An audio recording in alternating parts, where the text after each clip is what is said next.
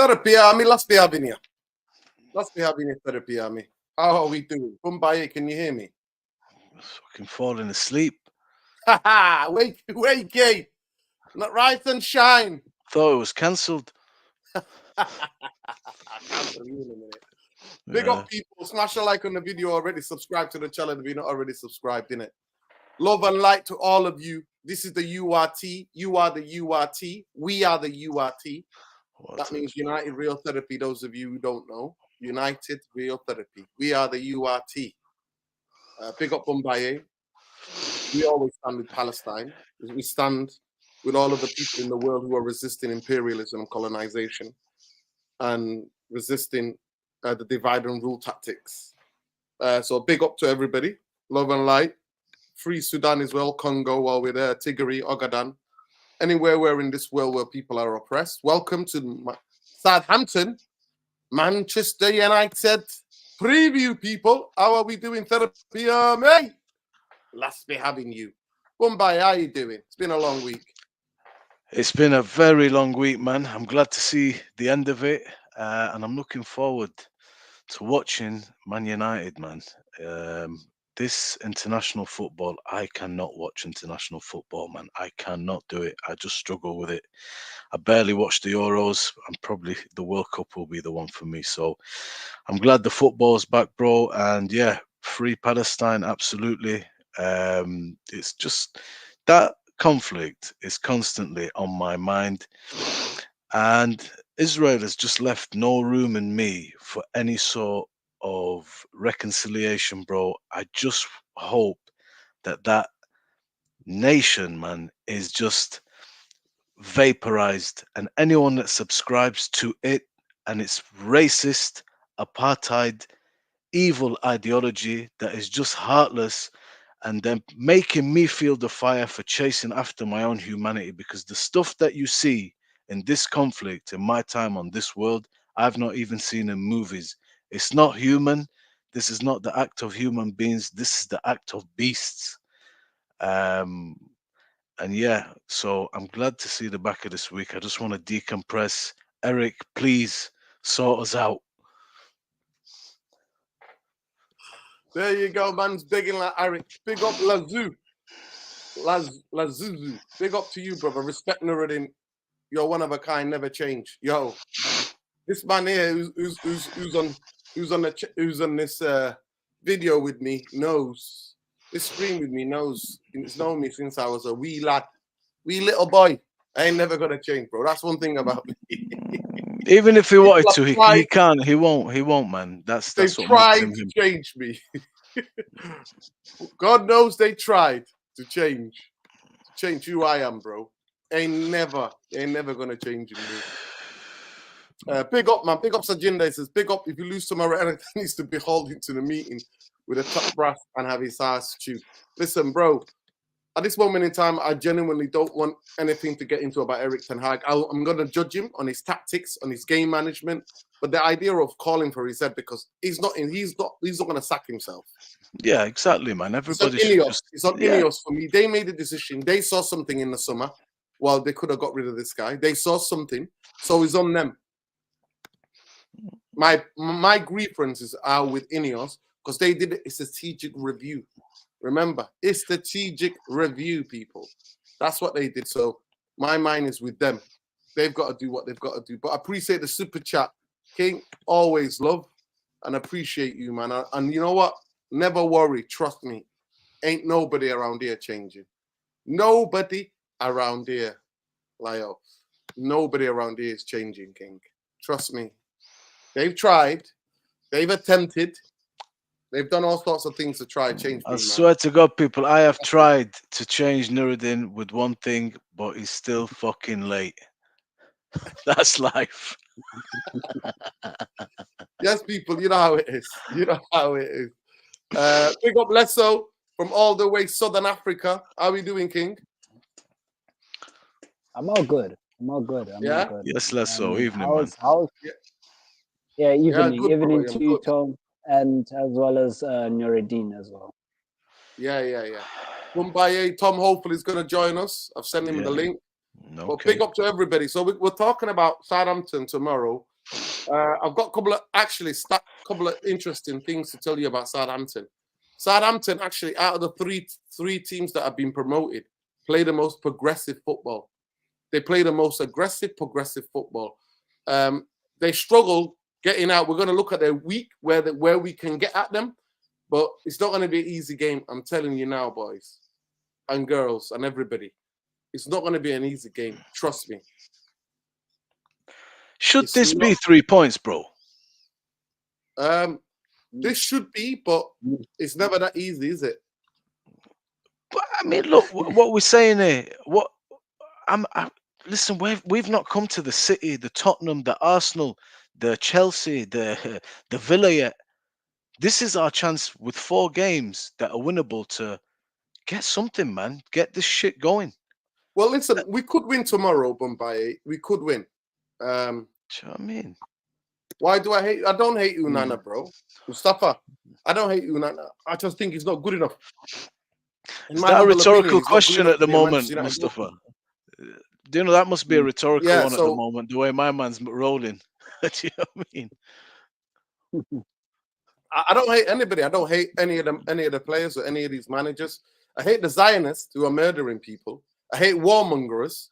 I hate evil people who are murdering innocents in this world. But I don't hate a footballer. I just don't believe that he's good enough to be Manchester United goalkeeper. And I said it even before we signed him.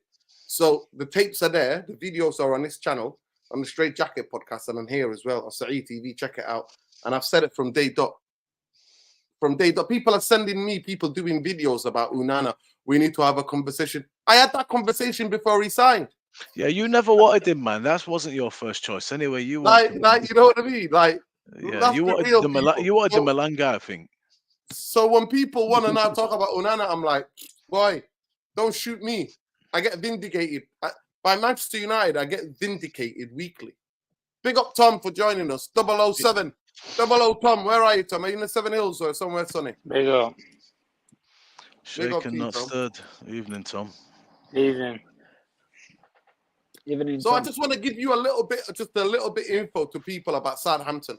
What type of team Southampton are, and the Southampton style of play.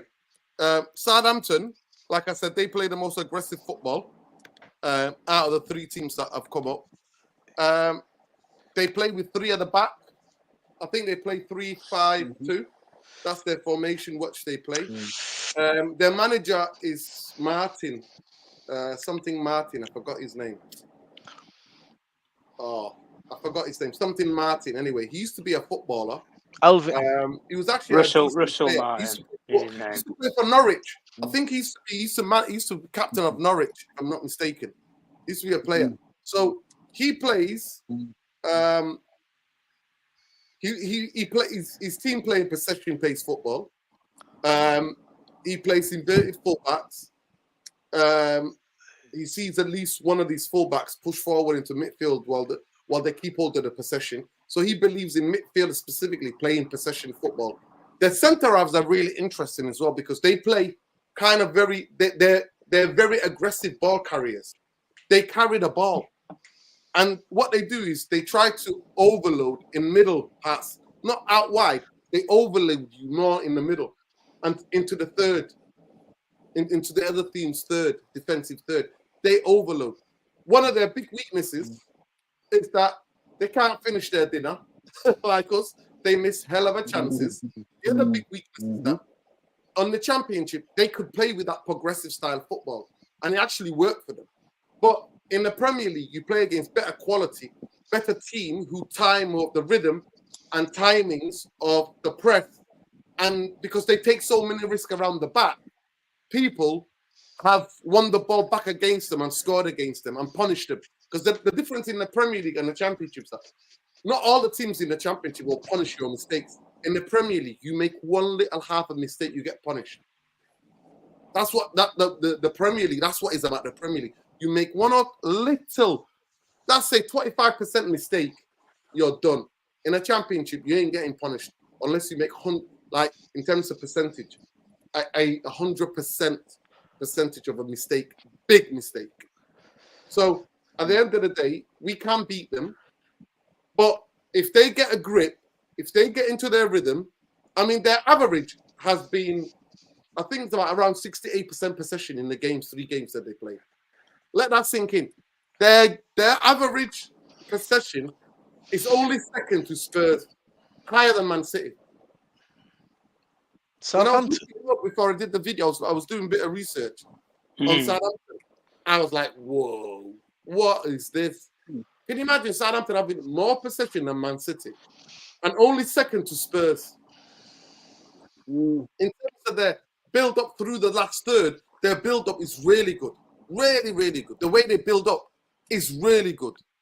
But like us, they can't finish. They genuinely can't finish. They're not good at finishing. So what happens is that teams who have a lot of possession, who can't finish, can't eat their dinner, the other teams win the ball back against them in their when Southampton to try to play out, and they've scored. And that's why they've been beaten. I think even in the cup game, they got beaten. So in 2024-25 season, they played 4 games and they've been beaten in all 4 games. But it's not going to be like that for them at all times. They're going to find form. Because their football they play deserves more. I promise you. The football they play. They're one of my favorite teams to watch. I'm not going to chat shit to you guys. Southampton are one of my favorite teams to watch. And you're like, Nuruddin, come on now. I'm like, no. Actually, they are. They genuinely are one of my favorite teams to watch. Bro, did you see that the Martin, he said in his press conference that he's going to change it against Man United? I don't know. Is he just saying that because they're playing nice, but there's no end result? They've been clipped 3 games in a row. Or is he just blagging us and he's going to come the same? I don't know.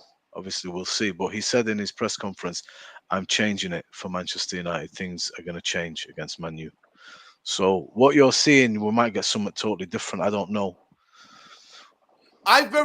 Listen, the only thing that they can change is not play out from the back and get caught at the back. But other than that, so they might have their goalkeeper playing it to somebody to hold the ball up. But other than that, I don't think they're going to change the possession football they play. I genuinely do not think they're going to do that. Because when you've been coached in that way, you've played that way, you've used, to change the way you want to play. It takes time.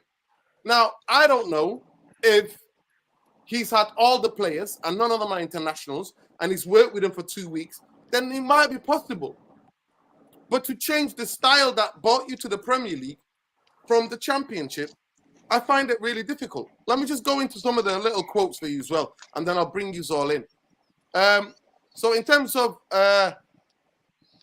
Kamaluddin Soleimani and Gavin Bazuna remain out. This is for Southampton.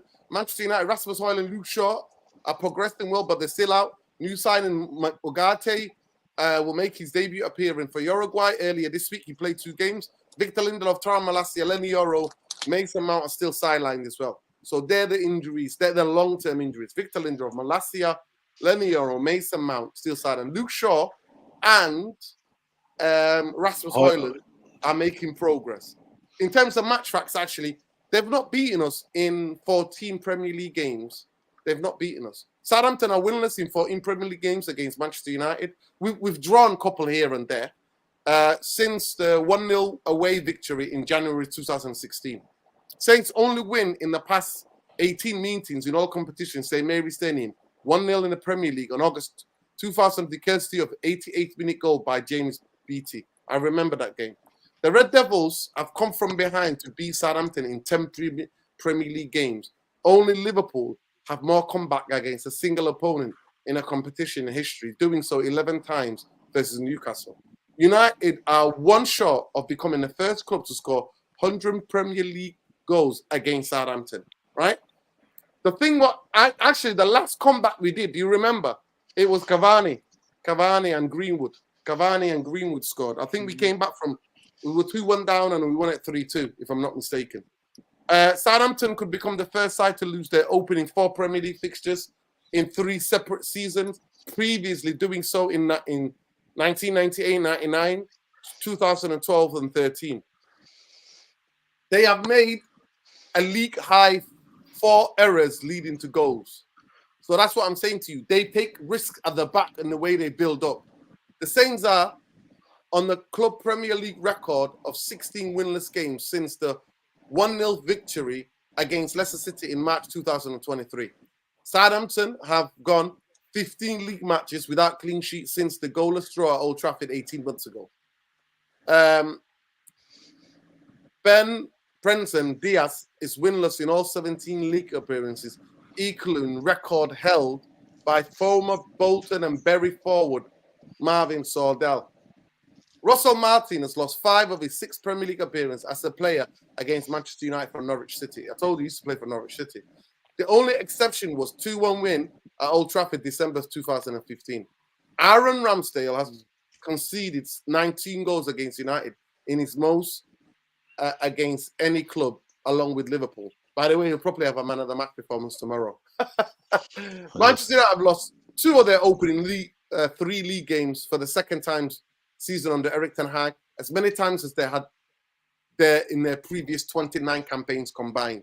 United lost 3 in the opening 4 league fixtures in 1986. Alex Ferguson replaced Ron Atkinson as a manager in November of that campaign. They could suffer 3 consecutive Premier League defeats within a season for the first time since December 15 under Louis van Gaal. That streak included 2 home defeat against Norwich City, team captained by Russell Martin. However, United have only lost 1 of their past 30 Premier League matches against promoted sides, winning 22, drawing 7, and winning 15 out of 17 since the 4-1 loss at Watford in November 2021. The Red Devils' 3-0 defeat by Liverpool was the first time they have conceded 3 goals due to errors in the Premier League games since such records have started in 2008. United have only scored twice this season, despite an expected goals tally of 5.2. It's the biggest negative differential of any team. Yeah, we don't eat our dinner, man. So there you go, guys. Knowing all that information, what can you tell me? Let me just get the super chat. Yeah, big up Russell Martin, chef. Big up. Big up Mufc says, I hate how we always play Southampton, Brighton, Bournemouth at 12:30. Local fans will have to leave Manchester early in the morning. Disgraceful from the Premier League. Yeah. We always play the teams that are further away from us. Bournemouth, Brighton, Southampton in these times. Big up. Big up to everybody. Big up Sheikh Ariane for getting the chats. So after me telling you all that, I'll start with you, Bumbaye. How do you feel? How are you feeling about tomorrow's game? And then we'll go to Lesso and then Tom. I feel that Eric, after 3 games, I'm still on board, man. I feel there is the possibility that this is going to click at a certain point, and we are going to get it right. And some of these players that we've got, man, are going to start producing, and this system is going to yield something. Either Eric's taking me for the biggest ride on earth, or he is genuinely confident and has real self-belief that this is going to click. I watched today's press conference. He's taken a lot of shit, this guy, more than any other manager since he's been here. And right now, it's very intense. They're asking him very pertinent questions, and every little soundbite, whether it's Ronaldo, whatever, it's every week, man. He gets given a real rough time of it in the press conference, and he's pretty bulletproof. He takes it. He takes a lot of shit, and he says, "All right, let's see where we are in May." So he seems confident. So I think we're going to win tomorrow. I think we're going to put a performance in, and we're going to win. And then after that, we've got 2 more winnable games in Europe and the Cup, and then we go to Palace. Palace have got some decent players, but I think this could be a turning point. Hopefully, a run. Whether it's results, which I'll take at the moment, just results. But at a certain point in the season, I want to see results with performances. Tomorrow's game, Southampton, obviously 3 defeats.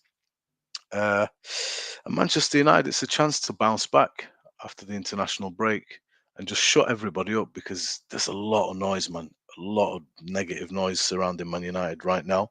A lot of it is warranted. Obviously, a lot of people are pissed off still from last year and don't think this manager should be here. I think he should be gone already. Fair enough. But this is an opportunity to just chill that out with 3 points. So I've not watched Southampton. Obviously, they sound, from what you're saying, like a team that plays nice, but can't keep goals out and can't finish goals. Tottenham play nice, dominate games, they're losing them. Newcastle was a disaster. That guy last week, I think his name was Steve, the Canadian guy. Was he Canadian? He said that they got absolutely battered. I watched the highlights and then smash and grab. What good is all that if you're just gonna drop 3 points? So we got good players, man. We got a lot of people. We can field a good team. I'd like to see Ahmad play. To be honest, I think he deserves to start, man. Deserves to start a game. He's looked bright every time he's come on. But I think we're going to win tomorrow. I think Ten Hag will hopefully turn it around starting tomorrow. That's how I feel. It's a game that we have to win as well, man. Southampton, three defeats. These games you've got to pull it out the bag somehow. 3 points. Otherwise, you're starting to hang yourself, and it's going to be a real bad backlash if we lose and we play badly. It's not going to be good.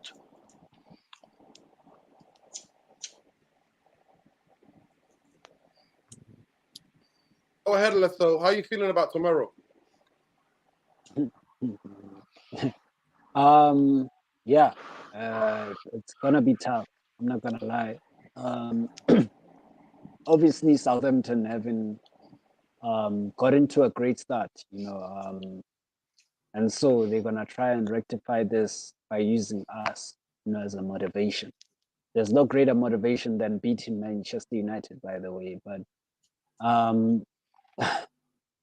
yeah, overall, I think we need to do what we need to do, and that's to try and win this game by all means necessary. How we win it is not important. I think at this point, how we started the season and everything. How we win the next game is not really the most important thing, but it's us getting those 3 points that is the most important thing to every fan, and as well as coming down things, all around the social medias and media in all in all. So we need to win this game. There's no way of further stressing this as it is. And Tanakh needs to make sure that he picks a balanced team and makes the right substitution. That's the most important thing. At the end of the day, if you want to win a game, you have to do those things. And you have to also remind these players that there's no game that you can take easy, basically like take everything very easily, or undermine the opposition, because this is the Premier League. At the end of the day, every game needs to be played with the same intensity if you want to win or get 3 points. It is what it is. Most of these teams in the Premier League, you must understand one thing, is that they have rich owners and they have access to attaining players of high quality. That is what makes this league the most competitive in the world, because most if not most of these teams can afford high quality type of players. You can't do that in every other league. You only have like 3 or 4 teams in other leagues that can do that, but the rest can't do that. So he needs to make sure that he needs to stop the excuses of this player can't play or that player can't play because of this or that. We all know that is a whole bunch of nonsense. If it was the player that he liked, he's probably throwing that player in the same game. He's probably throwing that player in, in that same game where he knows that it's very vital for him. So we need to see Ogarde there. Personally, he needs to be in that starting 11, and against Southampton. We need to make sure that we do not concede as many goals. Anyway, Southampton does not score goals, so if we concede many goals against them, that it says more about us than them. So they've only scored 1 goal in their past 3 games in the Premier League. So what is our excuse? You know what I'm saying? In fact, if anything, we need to, as a team, try and go there and win. I told you guys that it's a 3-pointer. I'm not trying to see a draw against Southampton. We should not be sitting here and saying we're hoping for a draw. No, it's a 3-pointer for us personally on our sides. And besides that, we've got players who have the ability to be able to go out there and get the 3 points. Big up Bledsoe. Big up Saeed for the raid. Big up Saeed for the raid. People, come on. We're talking about Southampton. People don't want to see a draw. People think it's a must-win. Get into the conversation, people. Big up to everybody who's joined us. This is the URT. Welcome to the URT. Like, share, subscribe to the channel, people. We're here. This is a non-nonsense channel. Big up Saeed, man. Welcome home, King. From New York. I can't wait to catch up with him tomorrow. I'll be there doing a watch-along with him tomorrow. And then if you lose, you'll be blaming me, but that's nothing new, people. It is what it is. Go and finish up, let's go. Okay, I'll wrap it up. Big up to Saeed, by the way. I've been watching some of his New York streams as well. Big up to him. But yeah, in terms of we need to make sure that we get the 3 points, guys. Like, there is no excuses right now. This man has all the players that he needs to make sure that he gets the 3 points, and we need to make sure that we get the 3 points tomorrow. If we don't get the 3 points, I'll be here and I'll be saying what needs to be said. But at the end of the day, I will back this manager in terms of getting the points. I want Man United to succeed at almost. At the end of the day, it's not an agenda, it's not anything. Don't get this misconstrued. I want Man United to achieve first, more than anything else. But if he does not do what needs to be done, he needs to be gone. Because now we have FFP. By the way, FFP is on our neck as it is. We laugh about City. We in the strings right now at the moment with it as well. So something has to be done. Something has to be done. Results need to come. They need to come thick and fast. That's all that needs to be said. Big up, Bledsoe. Tom, how are you thinking about the game tomorrow? Let me just get a super chat. Big up. Yeah. Big up to Ben. Big up to Uncle Ben. Ben says, big up, God bless, free Palestine. Fuck signings them. Fucking promise you all. If Eric Ten Hag makes a U-turn and plays 3 in the pivot and not pick Bruno and Rashi, we will be better. Wow. People want to see changes. People want to see changes. Big up, Ben, always king, for the super chat. I appreciate you. Love and light. Tom, how are you seeing this game tomorrow? Is it a must-win? Absolutely, it's a must-win. He's lost the last 2 games. If you wanted to argue about he's lost the last 2 games, listen, we've all been on holiday for 2 weeks. We've had a bit of a rest, a bit of time away from Man United, but we're back to reality, guys. I know what I saw at that Liverpool game, and it was a shit show. Back to life. Back to reality. Listen, you and Saeed, mate, I'm telling you now, forget a watch along, mate. It's a fucking curse along when you 2 watch a game together. It actually is. Forget it. Watch it in separate rooms. Don't watch it on the same stream, do you now? That's all I'm going to say. Listen, Manchester United get battered whether we watch it with Saeed or not. People, please smash the like. Honestly, whether I watch it with Saeed or not, Manchester United get battered, bro. They get battered home or away. That's what happens, Tom. It's what. Listen. I'm only speaking and preaching what other people say. But I've heard the rumours when you 2 watch these Manchester United games together on watch-alongs, and we either get slapped by Liverpool, we hold 5, or you have a 12:30 kick-off, and we just get embarrassed by whoever we play. But no, big up to Saeed anyway. Yeah, safe. Hope you had a safe journey back as well, brother. And look, what I think at the end of the day is Southampton, I believe, are how Burnley were last season. They come up from the Championship, and I respect what Russell Martin's done there at Southampton, because I respect managers when they come up to this league and they come up a level up with not as much as a budget as other clubs that they're competing with in terms of players and recruitment, but they don't abandon the style that got them to the Premier League. They stick with it because it's what they know and it's what those players that they've used to bring the squad up. to actually get them that success to get them into the Premier League. So I respect the way that they play. I think they play a decent brand of football. Level controlled possession. But look, at the end of the day, Ten Hag, I agree with what Mbaye said and Leicester said. He's taking a lot of shit at the moment, but he deserves it. He spoke a lot of shit as well. I think people forget this. This guy has spoken a lot, and he's delivered very little in terms of results. I always hear this word that he always floats around with, transitional football. Okay? If you want to show us this transitional football, show us it against Southampton. I don't want to be sitting deep in his own box, lads. Let Southampton play their game of possession-based football, and we just transition on them. I don't want to be seeing that. I saw 3 years of counter-attacking football under Ole Gunnar Solskjaer, and it got us fucking nowhere. Transitional football can only get you so far. And I've always said I don't believe it's a style, I believe it's a tactic. It's a phase of play. And at the end of the day, when I look at Ten Hag, he has to get some results. He's lost back-to-back games. He's under pressure. He has to win. And at the end of the day, by what I see that's missing in this team, I want to see Ugarte start tomorrow. He's played 2 games over with Uruguay, so he's fit. If you're fit to play for your country, you can fit to play for your club. It's as simple as that. I want to see him start tomorrow and see what he's going to bring to this team differently, because he's one of these missing pieces in this jigsaw puzzle that's going to help us play this certain way. So we'll see it, won't we?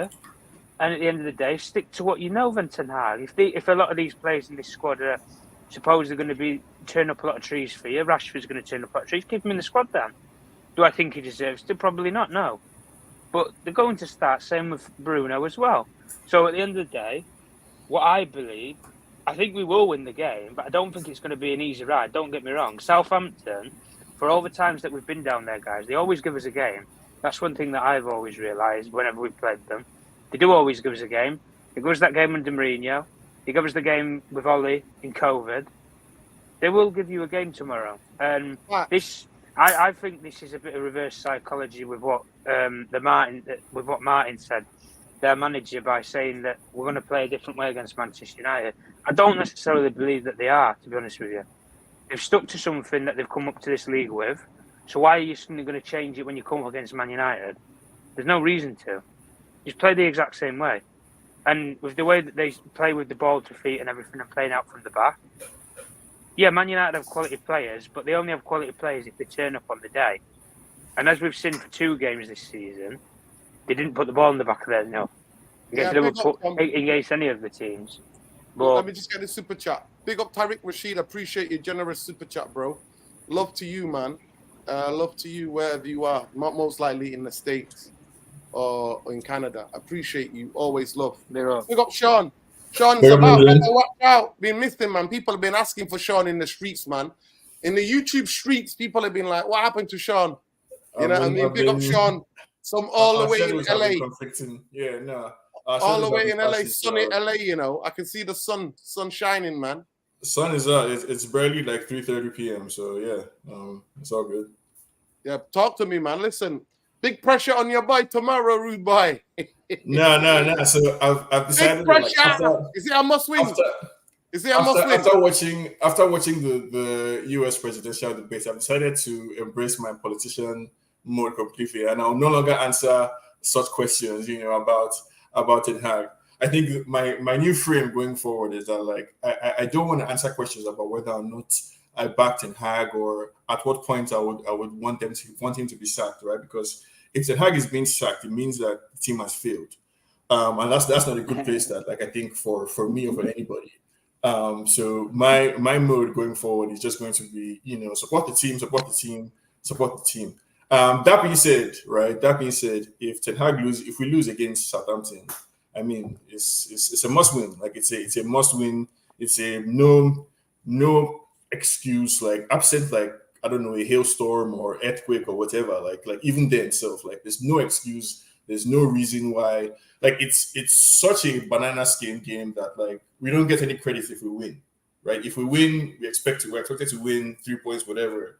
But if we lose, it's going to be a story. So yeah, there's really not much to say about the game other than, like, it's supposed to be a routine 3 points. Like, no, there shouldn't be any like thing to tell after the game other than we expected to win. The better team won. We won. Move on to the next. But there shouldn't be much of a story here. Yeah, man, big up. How do you think we're gonna win tomorrow, Mumbai? Where do you think we can hurt them? I said they play out from the back. They get caught.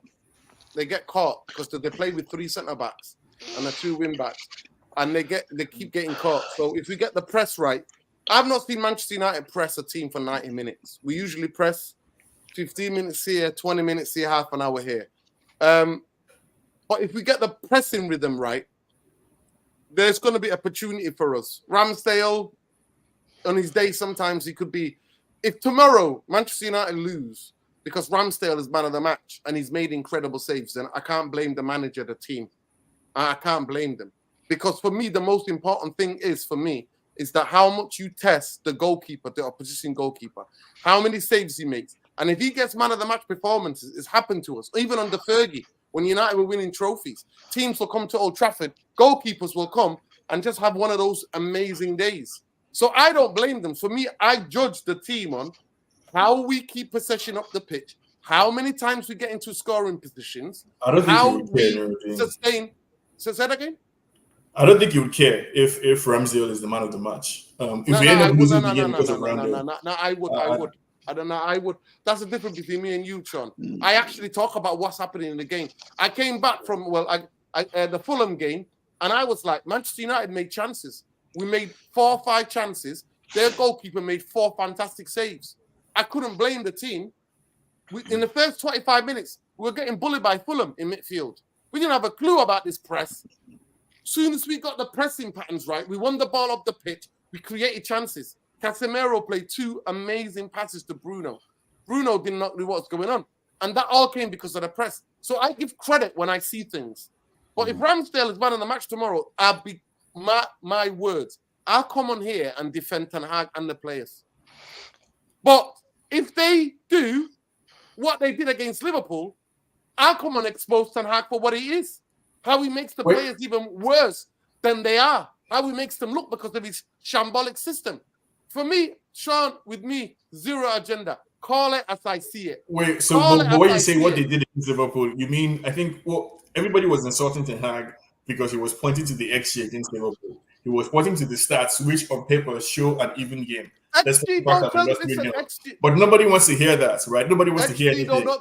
That's why I'm just calling cap. I'm calling cap on you saying you wouldn't care about Ramsdale. But let the boomer get in now. I mean, no. I'm gonna ask you a question. I call cap. No, listen. I'm gonna ask you a question. Actually, Bombay will tell you I hate Jose Mourinho more than any other manager at Manchester United. Right? Jose Mourinho played attacking football against Spurs. I was in the stadium. I was at the Stretford End. We lost 3-0 to Spurs, but we dominated that game. Lukaku missed sitters. Lukaku missed one from 3-4 yards out, right? Most people remember that. Harry Kane scored from a corner, and then, what's his name? The Brazilian winger who used to play for Lucas Moura. Lucas Moura. It scored 2 goals on the counter-attack. One where he skipped Smalling. I clapped Jose and the players off that pitch because I was like, win, lose or draw, this is how I want to see my team play. We lost against Crystal Palace at Old Trafford. I was there. Ollie was under a lot of pressure. They were 1-0 up. We hemmed them in their area. Their keeper, their defenders had an incredible blocking shots. Their goalkeeper tipping ones around the post. They went up the other end and scored on a counter-attack. I clapped Ollie and the team. And I was arguing with fans who were like, well, we can't be losing to Crystal Palace. Sean, you do not know me, bro. You don't know me like that. Jose, I came back and everybody in my neighbors were like, but United are shit. I'm like, nah. The 3-0, don't tell the story of the game. I hope we don't have to find this out. I hope we don't have to find out. And you know what? You won't find it out. You won't find it out because, unfortunately, Eric Ten Hag, 3 games in the 3 years that he's been here. Spurs is the only game where he fully dominated in his first season. 70 minutes, Manchester United bullied Spurs. We beat them 3-0 or 2-0. I remember Bruno and Fred scored. The other game was the Barcelona game at Old Trafford. We bullied them. And then the other game where I was at, like the Spurs game, was Man City at home. We beat Man City tactically. We set up in a way that was very aggressive. And City, we pressed City. We gave them the ball. They did nothing with the ball. We caught them on the countdown. We beat them. And I came out of that stadium, and there's a fan can out there, that I said, this is how I want Erik ten Hag's football to be. If he has to do this against the big teams, I will fully support him.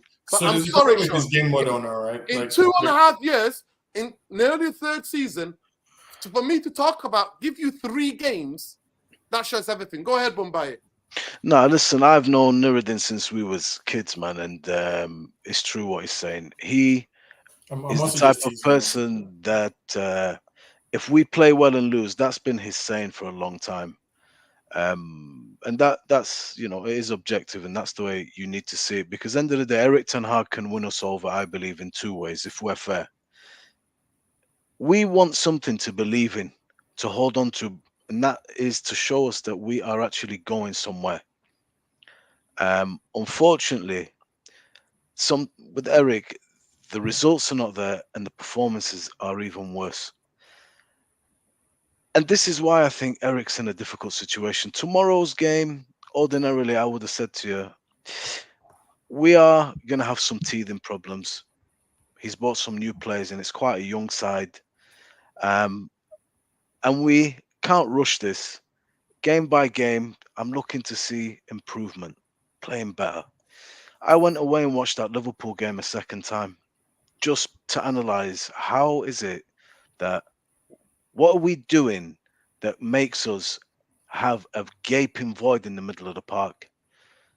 So what I seen in that game, I didn't watch it for entertainment value. I was watching it like properly, like what's the problem? What's actually happening? I want to understand what's going on. What's he trying to do?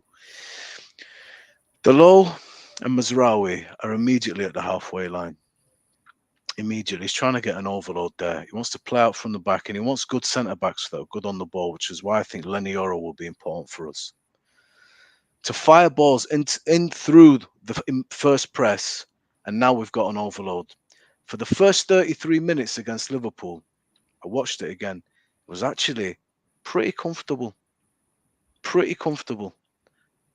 We started really well. Then Klopp decides to put his 4 up. He puts Lucho immediately high up on De Ligt. And then you've got Salah on the other side. Then you've got McAllister and Szoboszlai pushed right up. So what we tried to do is we couldn't play anymore to our wings, but our defenders could not get the ball into Casemiro's feet, into Bruno's feet, or into Kobe Mainoo's feet beyond that first press. And when that happens, that's when we start losing the ball. Now, Casemiro messed us up. There was no pressure on him. When you lose the ball in that first phase of Manchester United play, can I ask you a question? It's go on. Can I ask you a question? Sorry, I didn't course. put in just to put in. Yeah, sure. Did you not see it was the system and the way Liverpool were setting traps for us and the way that we were falling into those traps? Because if you were to hypothetically blame, right, Casemiro. So let me tell you this. This is objectively how I see. I was in the stadium for the Brighton game. Everybody online, I tweeted, Manchester United conceded 2 basic goals against Brighton. They're not Erik ten Hag's fault.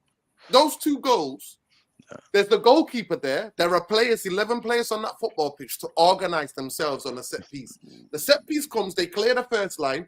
Anthony then gets 50-50, jumps out of the way of a 50-50. They all get sucked into the ball and leave 3 players on the back, on the middle, right? That is on them. The first goal that they scored, Harry Maguire leaves the ball. The guy whips the ball in and a ball into an area. Nobody's there challenging Harry Maguire. Harry Maguire just goes like that of the ball, right? That is the individual state. I'm sorry. Yeah, you're describing moments now, right? I know. No, let me just point. So what I'm trying to say to you that I make the objective to say those 2 mistakes are there. You can say Casemiro mistakes. Yeah. But then in the second half, Kobe gets caught exactly the same area that Casemiro did. So why do you say that it's individual? It's not individual. It's the traps that Liverpool set. I watched the game 3 times, by the way. I watched it live there in the stadium, and I watched it 3 times. And it's the system. It is purely Eric Ten Hag's system on that game. It was his system. It was not the individual. Because when he changed individual, when he changed Casemiro, United still made the same mistake. Yeah, don't forget, look, bro, what the first mistake is unforgivable from Casemiro. And the reason I'll say that to you, Nuruddin, now I'll tell you why, bro. Look, at the first phase of play, players give the ball away in dangerous situations all the time. But what happens is that the back four is in place. No, it's not, though. Let me explain it to you. Somebody does something, and then it's got to go. Sean, let me just explain it, just say that players give the ball away all the time. Bro, Nuruddin, let me explain what I'm seeing to you, bro. Look, the first phase of play, I've realised Eric Ten Hag is actually playing one of the most aggressive attacking systems that I've seen at Man United. But this is a very high risk, high reward system. And any mistakes in the middle are fatal to Man United, which is why the transitions always have an overload against us. The first goal that is given away, the reason it's unforgivable from Casemiro is he's in a position now to find Dalot and Rashford that are totally free, and they've already committed 4 guys forward. Now, if he was being pressurized, poorly executed pass. If he was being pressurized, Nuruddin, I'd get it. There's nobody within 5 meters of him. He does an absolute shocking pass. When you watch it again now, Dalot is on the halfway line. Mazraoui's at the halfway line. We've only got 3 players back: Casemiro, De Ligt, and Martinez. They've immediately got 6-on-3. He gives it literally to them, and it's 6-on-3. The goal goes in. De Ligt's lost now. So's Martinez.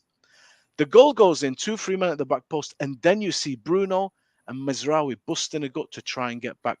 If you lose the ball in Manchester United's first phase of play, which is so high risk in order to get the overload in the midfield, you are dead. And this is the problem that he's having. This made me realize one thing. The first person that this guy wanted at the club was Frankie de Jong, and I get it now. Right. Yeah. I get it now. So one sec, Sean, bro. This system, if it works, and if they execute it properly, can be very, very attacking, very, very good. However, it's high risk, high reward. So right now, if it's not going right, we are going to be conceding goals and we're going to have overloads against us. The majority of that first half that I watched, every time Liverpool had the opportunity, we were just mopping up pretty easy. It was fine. But to lose the ball in that first phase of play, that's where the death comes for Man United, in my opinion. So I want to add to what you were saying, Bumaya, right? Like that high risk, high reward. And I think people maybe misunderstand what Ten Hag says or are not really like giving him the benefit of the doubt or are not paying attention, right? Because he's clear about like needing or liking aggressive players. And he wants the players to be aggressive in 1v1 situations. He knows that his football is going to expose his players to high risk, high reward, 1v1 situations, and he wants them to be aggressive in those situations, and that's the energy that he's trying to instill into this team. And he has been failing, like, and you can say he's failing in communicating his ideas to the players. You could also say that the idea itself is wrong, and that we need a different manager who has a different idea because Ten Hag's idea will never work at United. Sean, just hold it there. Sean, just hold it there. Big up to Elite Baller. Elite Baller. I tried to pin your message, this one here. I tried to pin it, but it looks like I might have deleted it by accident. Apologies. I hope I'm not deleting you. Go ahead, Sean. Sorry. Yeah, no, I was just saying that, like, I think part of what would help Ten Hag, right, I think, is the structure around him that we all said basically we wanted.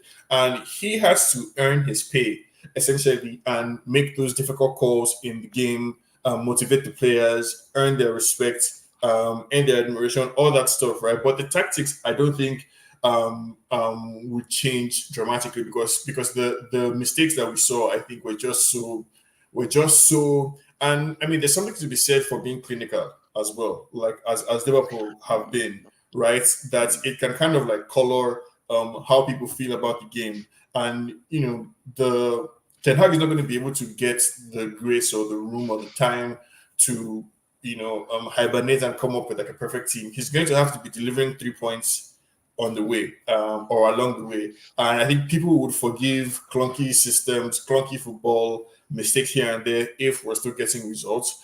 And that's the edge that I think just needs to be sharpened. I think the focus on the midfield, I think, is a bit overblown.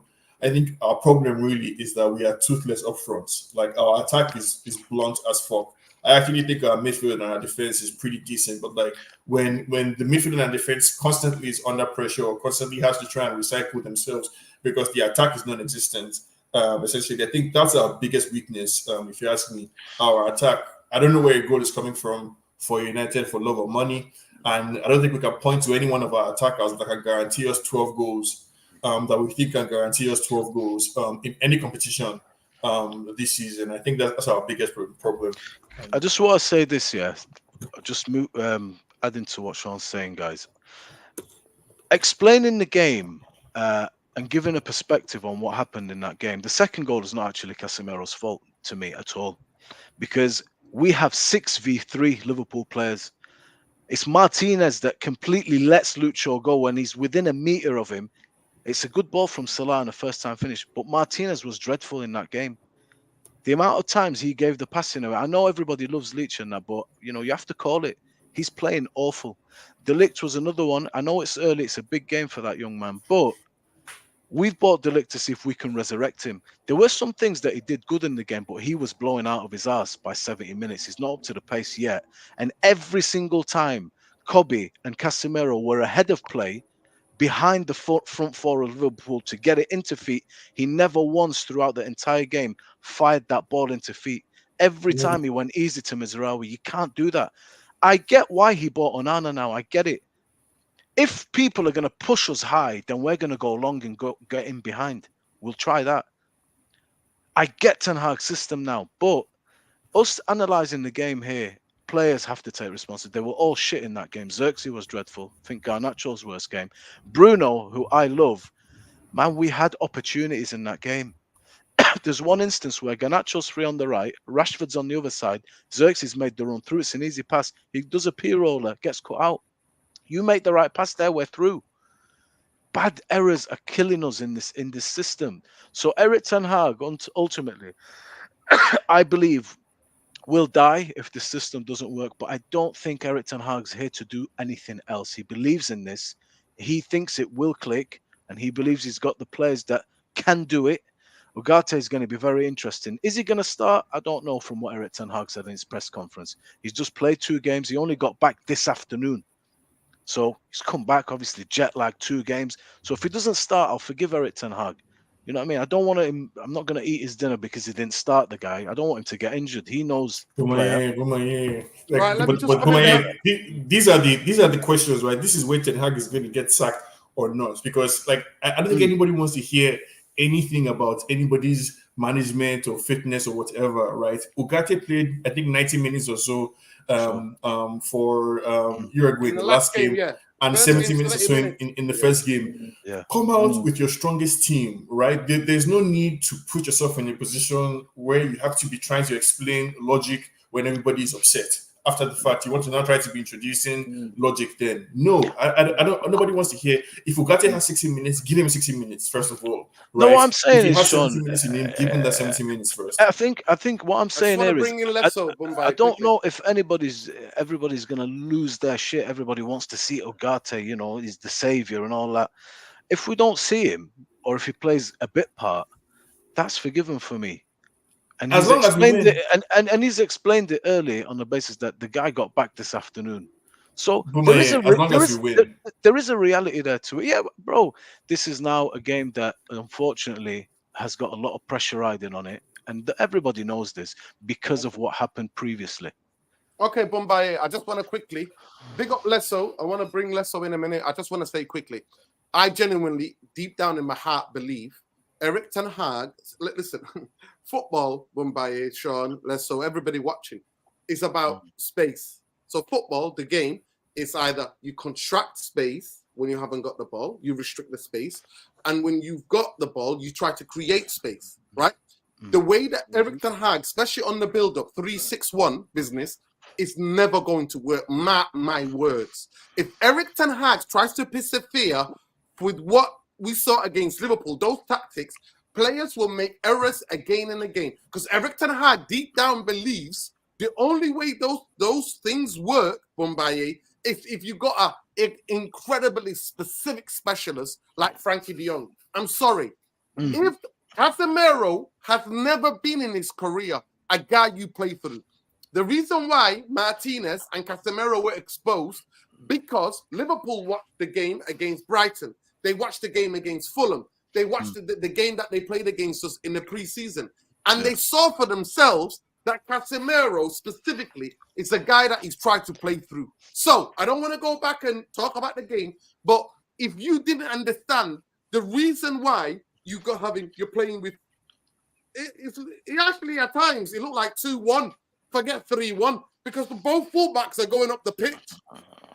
They're going up the pitch. That's the starting position. No, yeah. So the point what I want to make to you is this: in football, especially in midfield, we played, right?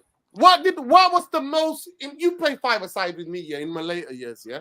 Yeah. Can you please explain to me, Bombay, what was the thing that I went and screamed about? Please explain to people. What was the number one thing when you played football with me that I would go out crazy at you? What was it? Yeah, do you know what I mean? Do your job off the ball. Positioning. Yeah.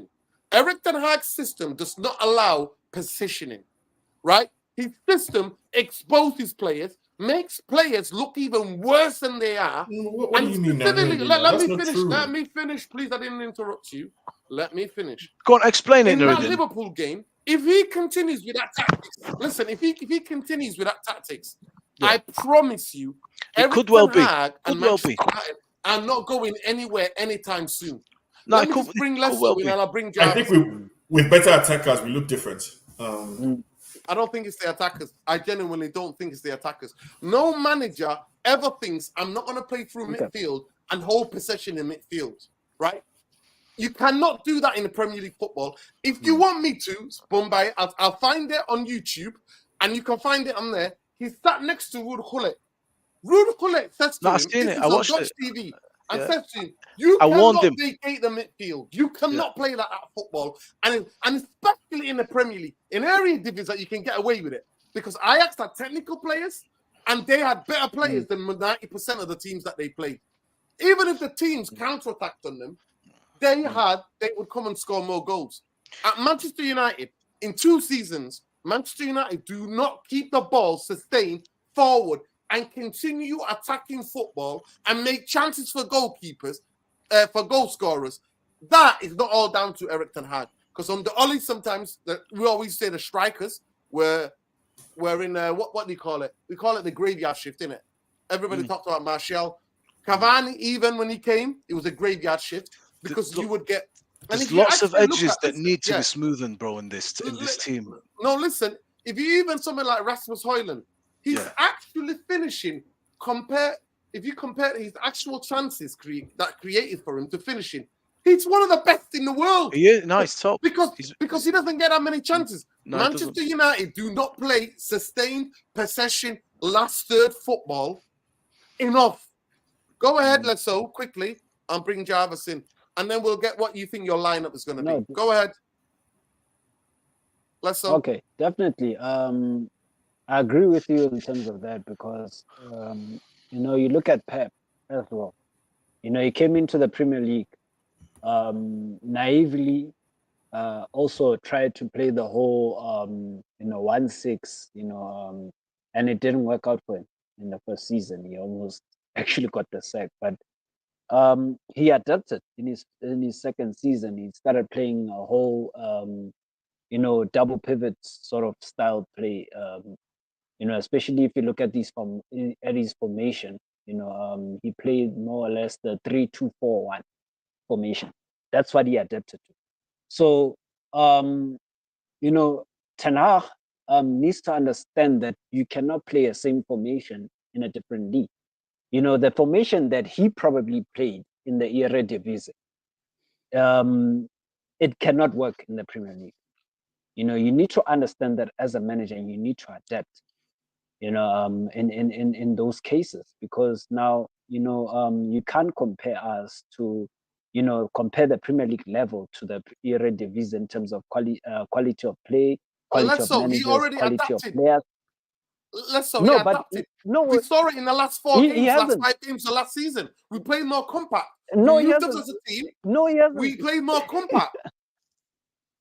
No, He he can hasn't. do it. He hasn't. You know, no, he can do it, but it's. I We think saw it's the based- evidence. You know what? The last 5 games No, of the but you saw. season, I saw the evidence. But you know it's enough. You see, this is the problem I have with him because he knows what is wrong and what is right, but he's stubborn in a way. So But we've that's heard not this how you from want Ajax United fans to for play ye- either, ye- though.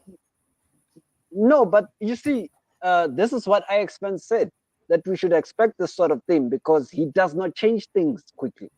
You know, when he sticks to something, or more or less when he sees something, he sticks to it. You know, it takes a long time for him to change something that he believes that's how he wants to do it.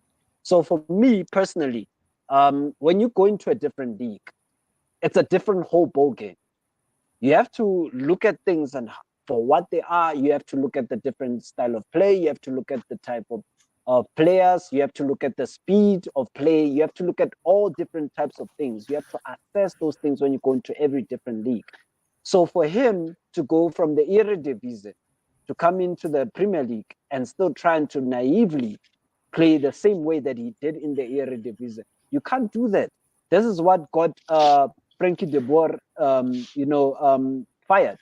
It got him sacked because you have to learn in these type of leagues. You have to learn very quickly. You know, it's not a thing where it takes you a season. Pep, luckily, had the luxury to learn because he inherited a Premier League winning team, and pretty much, those players knew how to get him through a season. But the second season, had he repeated the same thing he did in the first season, he was gone. He was sacked. You know what I'm saying? So for me, Tenach needs to learn very quickly. He needs to learn how to change things very quickly. You need to adapt. Know how to make in-game substitutions, know how to deal with oppositions when they make certain substitutions. I mean, you look at Southampton in terms of how they play. They play with a 4-2. Basically, they play with a 3-5-2 formation. Yeah. How do you counter that? You counter that with You counter that with 4-2-3-1 formation. You have a double pivot. You know, that's how you match that kind of formation. That's why so many teams just beat us now, right? Because it's just you can just counter it. Yeah. No, but then no. You're taking out of context what he's saying. Come on, Sean. Yeah. No, I'm doing that deliberately, right? Because you keep trying to oversimplify. Listen. I'm missing defense and Hag. Let him finish the point he's trying to make. Let me finish. Playing with opponents in those central midfield areas, you do this through utilization of two central defensive midfielders and a central attacking midfielder. This offers a chance for you to obviously overload in wide areas as well. So that's how you counter those kind of formations. You look at Southampton, that's how they play. They're not going to change that because they're playing against us. That's how they've played against every other team. They're gonna play like that throughout the whole season, and unless they sack the manager or they try and change things. But that's how they believe how they want to play. So that's what Tenach needs to be doing, because I'm gonna be watching that game very closely. I'm gonna see if he can adapt and see the formation and be able to pick a certain formation that deals with that formation and be able to adapt to the game at hand. Our plan B, when it's going like that, like you're saying, is where Onana comes in, where his distribution was very good. All of a sudden, it's whack. We go long. We keep Rashford high. We keep Garnacho high. That's what we're supposed to do when they press with their four. There is a plan B. But right now, I'm telling you, against Liverpool, yeah, the scoreline was shit. But I promise you, that game, every single play, you said it. How can you give the ball away 90 times? No, well, that's the problem now, Buma, here, right? Nobody wants to hear anything about the match if we lose. Listen, they set traps for us. They set Mumbai. Why do you keep playing to the same way when the other team's setting the same trap for you and making it difficult for you to play out with this 3-1-6? The arrogance, the fucking arrogance. It's not arrogance. He believes in this way of playing. Listen, no. If he believes in that, trust me. And he will die. He might die believing in that. I get that. Trust me, you will. Jarvis, welcome. I hope you had a nice evening. Thank you for joining us. How you doing? We've talked about, just to give you just to bring you in, we've talked about a bit in terms of Russell Martin, the way he wants to play. He's actually come out to try to play some mind games in the press conference. He said he's going to change his tactics for Manchester United tomorrow. To me, they've been the most impressive. If you want to know the footballing style, they've been the most impressive. They play, their football deserves like way better what they've got the 4 games. The last game they got beaten, I think it was 3-0. They made errors with a 3 at the back, giving the ball away, and goals capitalized on that. I watched them against Newcastle. They literally wrapped Newcastle in a flipping in Clinfield and absolutely toasted them. And what made it worse was the red card came in the wrong time because he got involved. He involved the Newcastle fans, and then I forgot something. Diaz, one of their players, the forwards, missed sitters. Armstrong guy missed sitters. They just missed chance after chance. But in terms of the game, they dominated that game. They made chance after chance, and that's what they are. Their average possession, and actually the way they play through central lines and play overload in central areas, and the way their centre-halves carry the ball is remarkable, the football they play. They just don't finish their dinner, and they get caught playing at the back. And in the Premier League, if you make little error, it can cost you. So we're talking about what we think, how we're going to play tomorrow. What kind of a team that you like to see, actually? I would like to ask you. We'll go around, but start with you. What kind of a team that you think? By the way, people, just in terms of some of the Manchester United news, just to bring you up to date, the young Malian player is registered now in the Premier League. So if we might see him.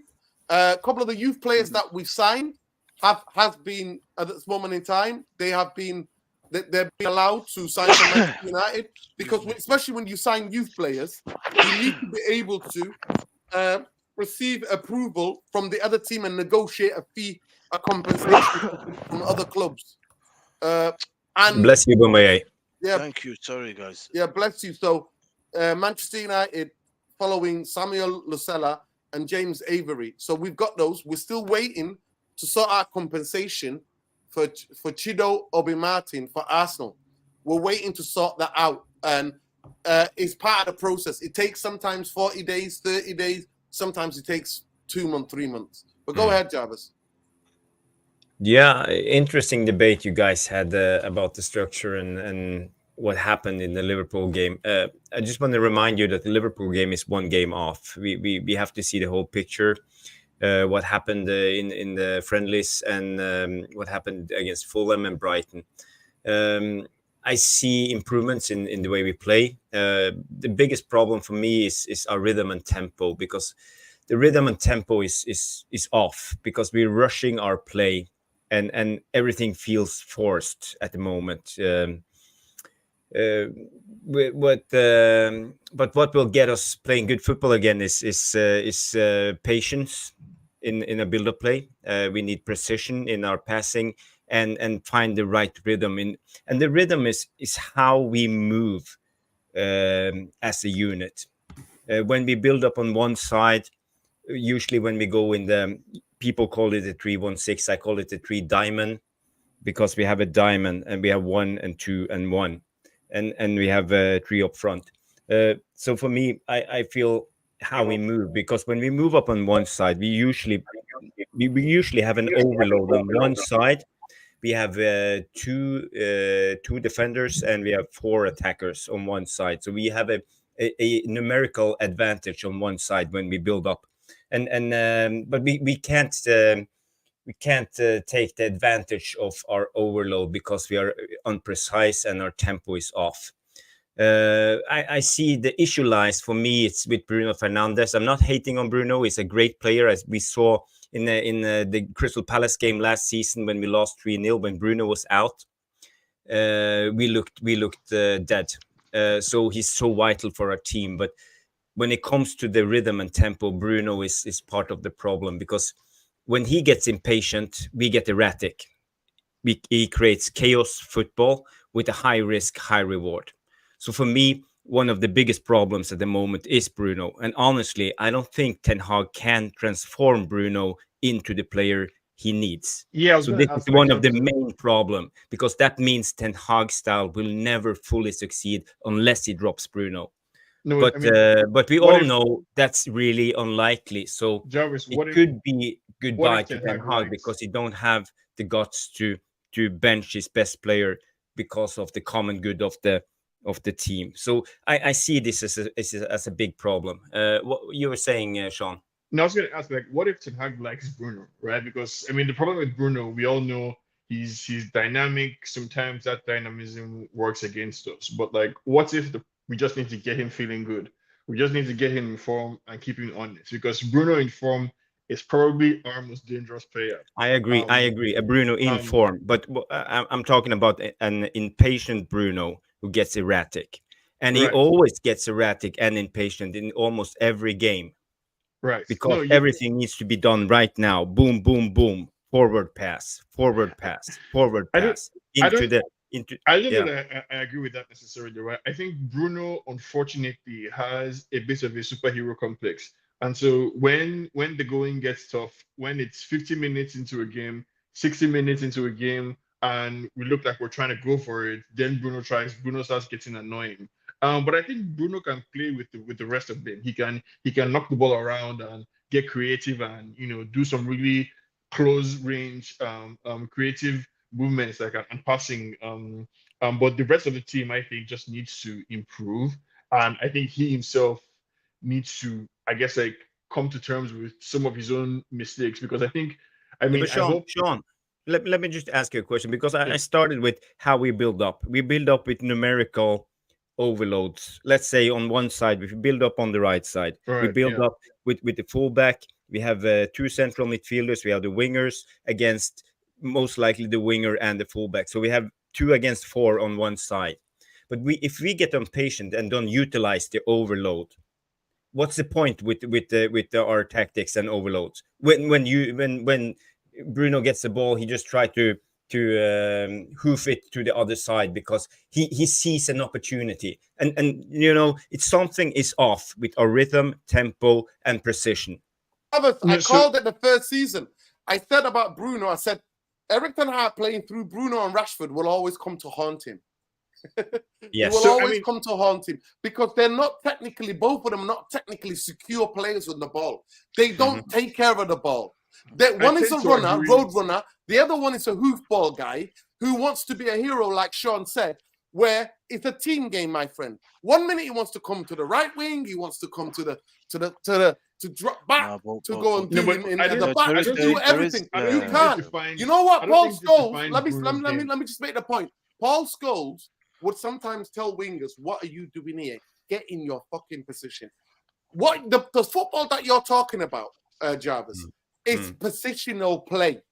Yes. Create over. The main reason why in modern football play, to be fair, there were teams, people make it out like all this football is new.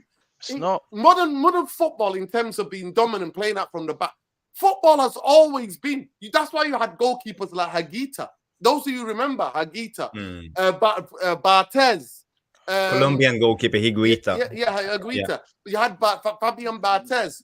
You had goalkeepers that actually like to play. The reason why they would play the football on the ground is to do what? And the press, there used to be simple, different press.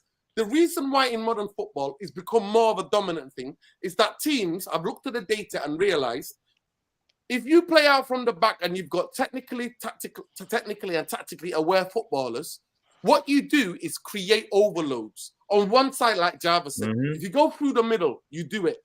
De Zerbi's Brighton were the best at it. At the best, they would suck teams in, bam, go through the middle, create the overloads. One side, they'll get the ball across 3 or 4 people waiting in the back post, right? And the idea is to create that. But when you've got 2 players, which is the dominant way of them playing, has been Ole Gunnar Solskjaer ball, which was what?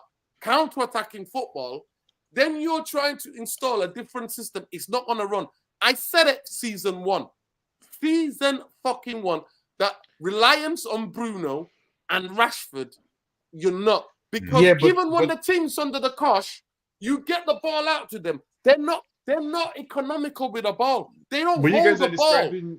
you guys are describing one out of 500 problems that plague Man United, right? And within the last 2 or 3 years, they've tried to solve as many as they can, right? As we're going. And I'm saying it's a difficult question what to do with somebody like Bruno. And I think what they have to figure out, because now that they've given him a new contract and they made him captain, they have to figure out a hybrid style of play that accommodates what appears to be one of the key players for the squad and also gets them towards the style of attacking pressing. And I think the way to do that is to have somebody else in the team that can play when Bruno is out of form. So Ten Hag, don't be afraid to sub Bruno. And I was impressed against Brighton when I saw that the manager subbed off Bruno and Rashford before Ahmad and Kobe Mino came off, because that's what I want to see. But I don't think we should be getting rid of Bruno or thinking about life without Bruno. I think he's one of the best players. He's an asset. His positives, I think, outweigh No, it's not. his negatives, Sorry, and we we have to see it figure out a way differently. to. No, I think with Bruno, Listen, do with, I think that do I good. think Bruno is not on form at the moment? Yeah, even at his best, is problematic if you want to play the football that I think Manchester United need to play. But go ahead, Bombay. I think Bruno is a victim also of what Jarvis. Sean is right. There is a superhero complex. He does take it upon himself to try and make the difference. Yeah. He does, and sometimes he gets within his own mindset where it's Yeah. his quality can actually be a detriment. But I think he's also a victim of when Man United are getting pressed, they're not able to get out. There's only one guy that can take one touch, turn, and fire a ball into a channel to actually flip the game on its head and And it's Bruno. give us. And it's Bruno. There's nobody else. Watch against Man City. He was perfect. They couldn't deal with him. One touch, turn, ball into channel. We're away. Only Bruno can do that. Not Kobe Minu. Nobody can do that in this team. One guy that we really miss that I would need to get back fit is Mason Mount. I understand why he's bought Mason Mount. He's an all-round 8. He's ball secure. He can nick a pass. He's a driver. He's mint. He's mint. I'm telling you, this is a guy that we need back in this team. Bruno, bro. Casemiro was isolated because the midfield's been cut off from the defense. He gets the ball in the pocket. Now what are we going to do? The problem with Bruno is, if you watch against Liverpool, if Bruno converts the opportunities, the openings to make a chance, there's 4 of them clean in that Decision game. making. Yes. It's not like Bruno, Sean. Usually he makes them passes. We're going to have a goal scoring opportunity. I swear to you. There's 4 clean chances. He fucks them all up. He's just not playing right at the minute. Ten Hag's problem is the balance of this team. The rhythm is off. Yeah, I get it. Sometimes we start rushing. We can't. It's like a guy who's in a room. The woman's got undressed and he don't know what to do.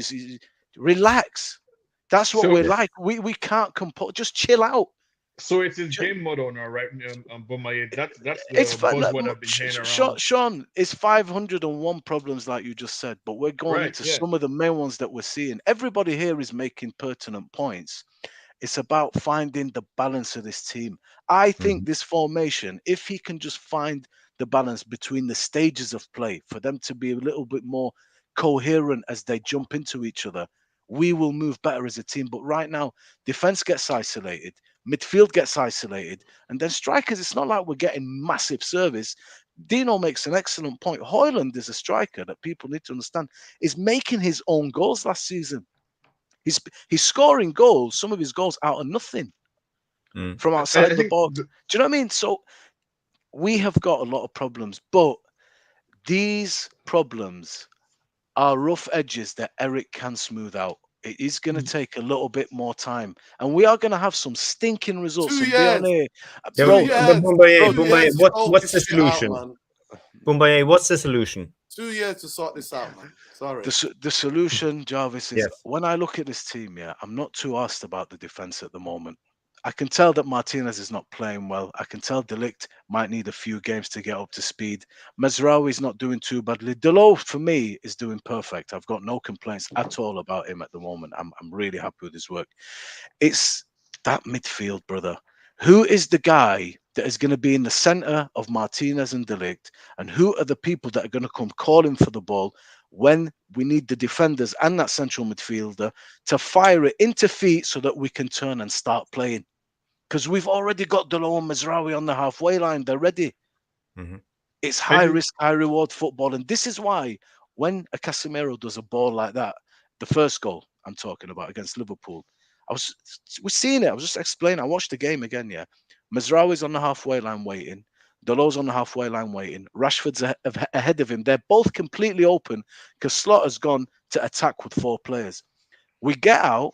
Nobody's in 5 meters even near Casemiro. There's no pressure. He gives a ball along the ground. Now it's 6-on-3. Open wide spaces. What do you think? He's never been the guy to play through. I'm sorry. Your manager, Bombaye, misprofiles the player. Casemiro's not the guy you play through. I understand it's not so much bro. He's not the guy. I understand that, but brother, do you know in that instance, honestly, anybody should be making that pass. It's not so That's much a bad mistake. And you know, the way as well, Man United. Look, I'm not just saying it as a United fan. This team and this manager and this club right now is under more pressure than anybody. Under the more than Postecoglou, Maresca, Sloth, more than everybody, man. Every week, these lads are playing under immense pressure, not only from our own fans. You see it, man. Everybody wants to take a bite right now. But he bought those pressures on themselves. They bought the pressure on themselves by playing shit football. Fine. Finishing eighth, the worst finish in Premier League history. What I've done this season, and we thought Ollie's last season was the worst. Ten Hag topped it. Bro, look, it comes with territory, right? Eric will die on this sword. He believes in this system.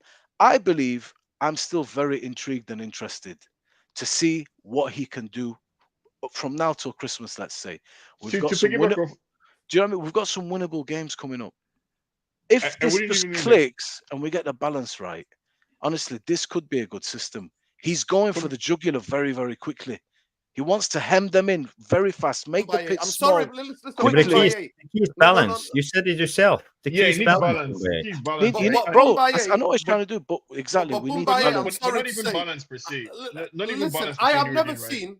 Listen, I have never seen in my life a manager so front foot, but his team can't sustain possession in the last third.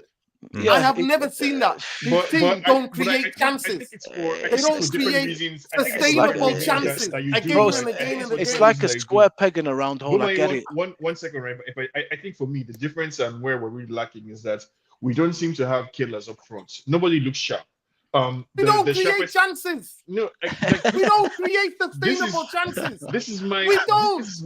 This is my observation. Jarvis, there's no solution. I don't have one.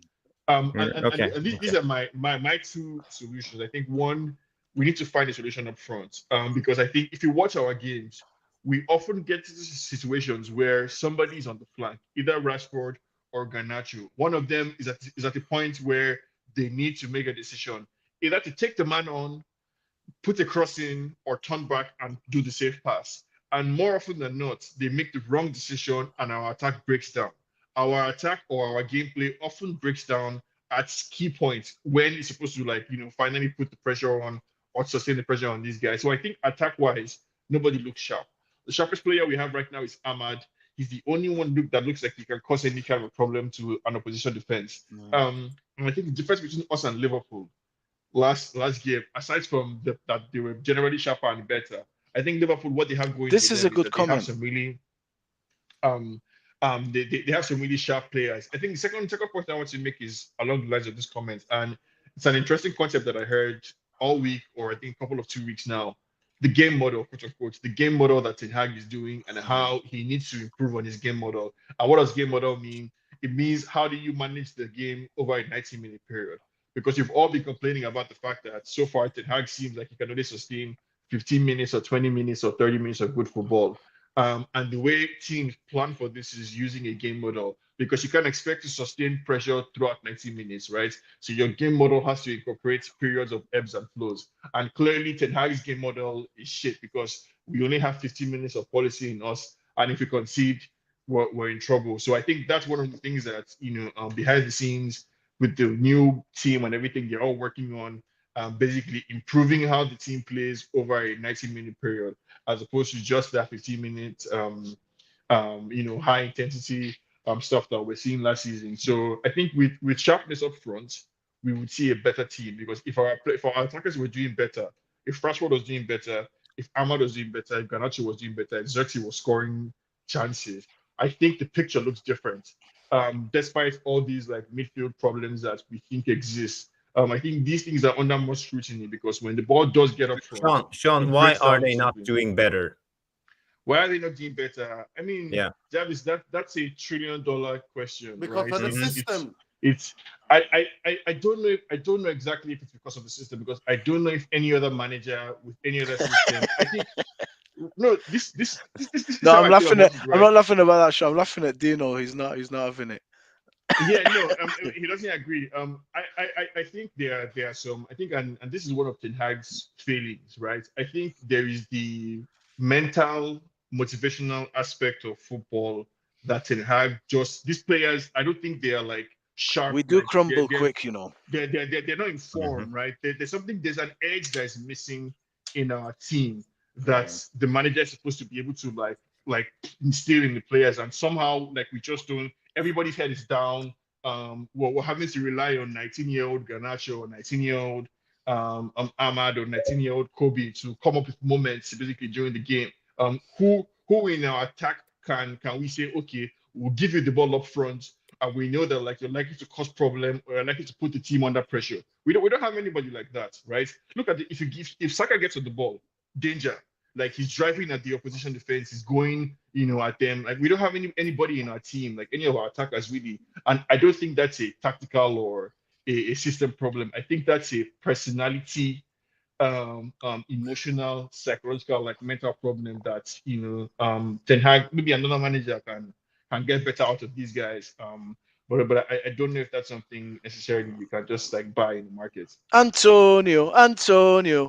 Listen, I big mean, up. that's one angle you could go, Antonio Conte, because a manager like that, that he's gonna have some people fired Do you up. know? Oh my Some players are God. gonna be A fired up. public under Conte. flogging is what they'll get with Antonio, Oh bro. my God, you guys, honestly. This show's just going right downhill, isn't it? Listen, that's a guy that we don't need. Big up to King. He says here the gay. Listen, we don't do insults, bro. We don't do insults in here. That's a yellow card. That's a yellow card, bro. You're getting a bit of a timeout. Yeah, no insults on here, man. You're on a timeout. That's a yellow card, bro. Big up to but just everybody. in the point, Listen, I just want to quickly go to the lineup. What do you think the lineups are, people? Jarvis, what lineup do you want to see? I spotted a lineup today that I liked on Twitter. So let me just show you guys the lineup I actually like. This is the big up to Dr. Udo Hanosh, who made this. Big up to him. This is the team that I would start with, me personally. So this would be my starting 11. This is who I would play. Not this one. There you go. That one there. So I don't know if you can see that. Can you see that, people? Can you see it clearly? Yes. So we've got Unana here. We've got Delit Martinez, Diego Dalot Masraoui, Casemiro Ugarte, Mainu as a number 10 position, Garnacho, Diego Dalot, Ahmed Diallo, and Xerxes up the pitch. That's who I would play with. Because here, I expect Kobe to be a bit more disciplined and not reckless with the ball.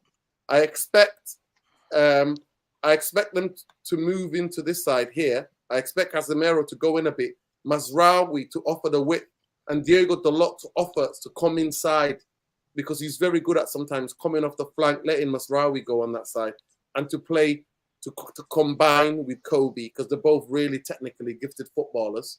That's what I would be. And that outlet is Garnacho. That's the team that I play. If it was up to me tomorrow, this is the team that I would start with. Any issues? Would you change it? What would you do? Quickly, Jarvis, I'll go to you first. Yeah, it's a decent team. The only thing I see, we lack a little bit of creativity.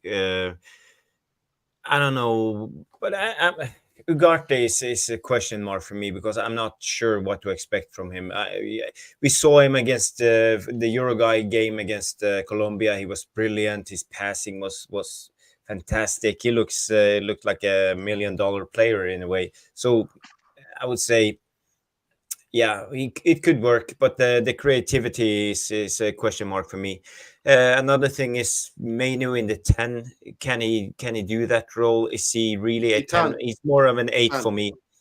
I personally think he can do the 10, but go ahead. I've seen him do it when they won the Youth Cup final in the youth team. He can play that position perfectly, but go ahead.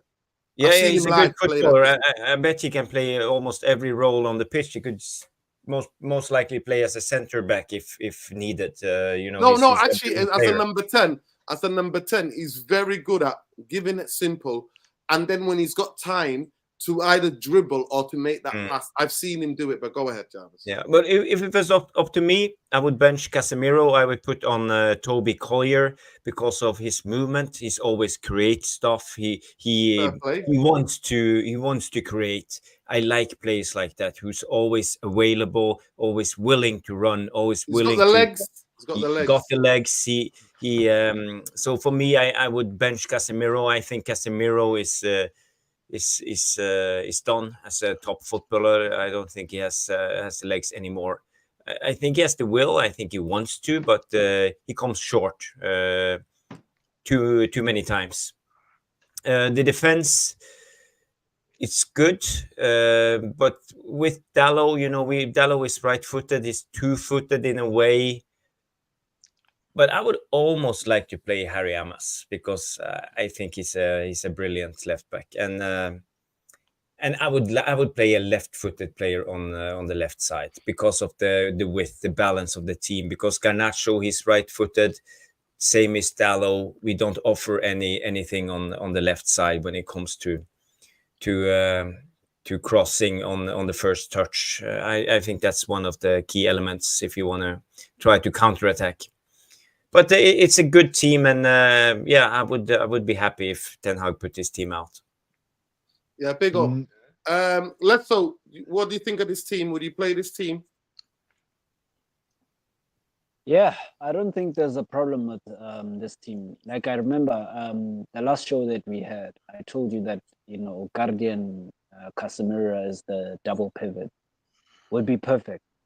Personally for me, because we're trying to make sure that obviously we keep things solid in midfield, as well as trying to prevent the opposition from having so many chances to score.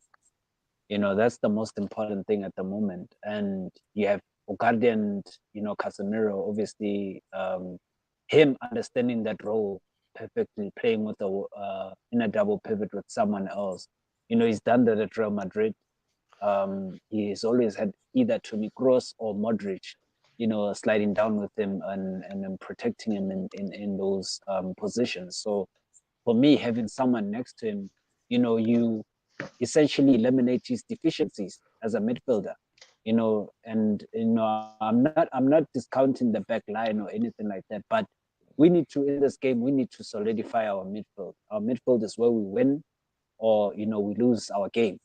So in essence, if we get this midfield balance right, it is the difference between us winning this game or not. So I think playing both of them is a safe option.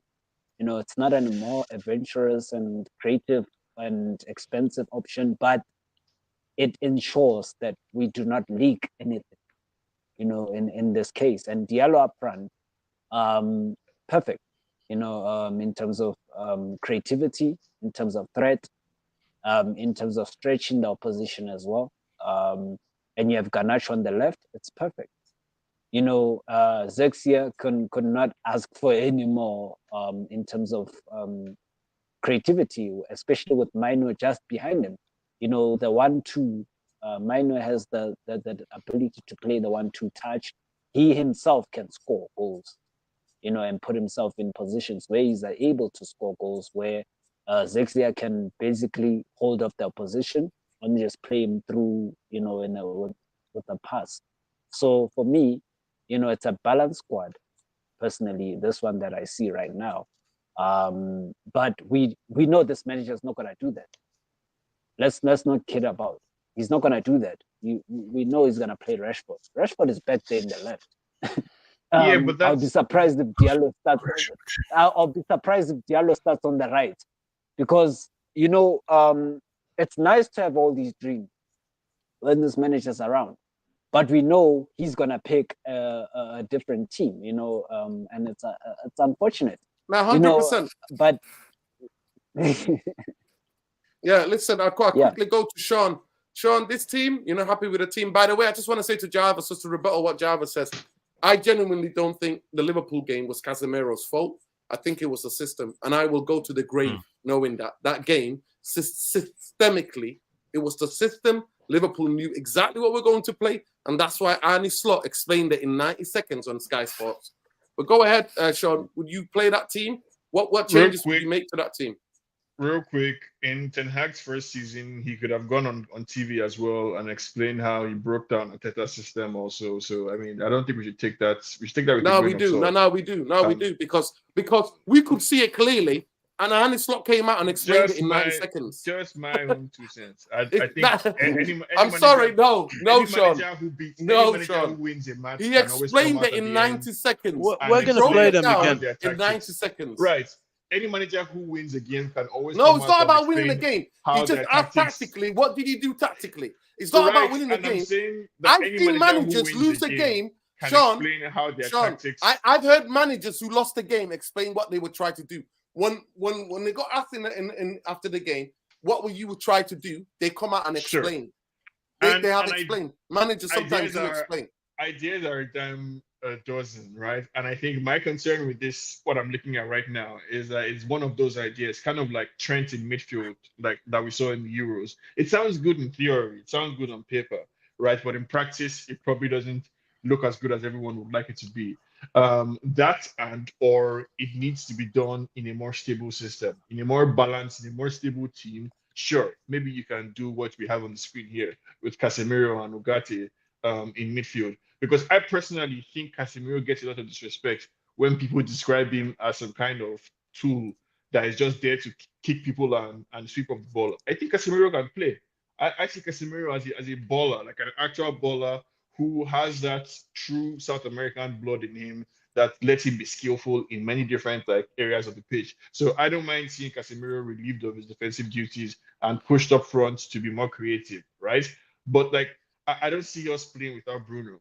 I also don't think fans are being honest necessarily when they talk about Rashford, because I think if we're being true to ourselves, that Liverpool game, the person who deserved to come on, Sean. Rashford been shit for at least 1.5 years. Let's stop giving him a chance. Let's bench him for 2 months and let him find himself, because he has no motivation. Motivation comes from the inside, not from the outside. He feels the pressure and wants to prove all the fans wrong. That's his motivation at the moment, and that's outside motivation. He needs to fall in love with football again and start playing. And this is what's wrong with Rashford at the moment. Just put him out of the team for 2 months. Let him find himself. Let him find his rhythm and get back to basics. That's Rashford. I think. But by the way, Ramo, that's a yellow card. That's a yellow card, Ramo. Go ahead, Sean. I think what you're saying sounds good in theory, Jarvis, but I think the problem is that what you might find, the difficult, uncomfortable, very harsh truth is that as bad as Rashford is, he's still better than Garnacho. He's still better than the alternative that we have, right? So that's a difficult question, and I think that's what makes the job so difficult, I guess, is why they're paid such a huge amount of money to figure this shit out. Because if you look at that Liverpool game, for example, and anybody who says they watched it so many times, Rashford played better than Garnacho that game, which is why I think he came off. Garnacho's best use is coming off the bench. I personally don't think he's ready to be starting and to be our main. I can agree with that. I can agree with that. Yeah. So we have to find a way. He makes a better impact off the bench. He makes a better impact for the team off the bench. But at this moment in time, I'm sorry to say, I'm not starting Rashford. No, I'm not. He's been shit. Listen, and I actually don't think genuinely he's got it into his head. The way that Ten Hag's asking him to do has got into his head so much. He's overthinking what he's being told that he forgot his own natural game. No. That's me personally. I think I like what I've seen from Rashford insofar as I think he has simplified his game a bit. I would like him to be a bit braver. With if Xerxes scores one of the two chances that he has, Rashford has a couple of assists, right? This season, and the picture looks very we only different. created 2 chances in the whole 95 minutes. Not just the Liverpool game, in the previous Brighton game as well. But right? we're at home, Sean. Sean, you just said, right? You're asking Xerxes to convert most strikers, yeah?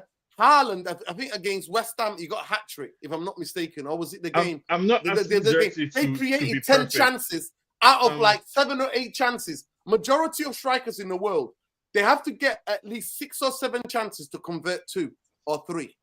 All I'm saying is that I don't think this is the time to abandon Rashford just yet. That's all I'm saying. That No. But I don't with think the fact Sean. I don't think Jarvis was saying abandon him. Jarvis said what he said. specifically he That's needs what to go and Jarvis said, find right? it. He needs to find the love and motivation to play football. Go away and do that. No, You can't flog at that horse.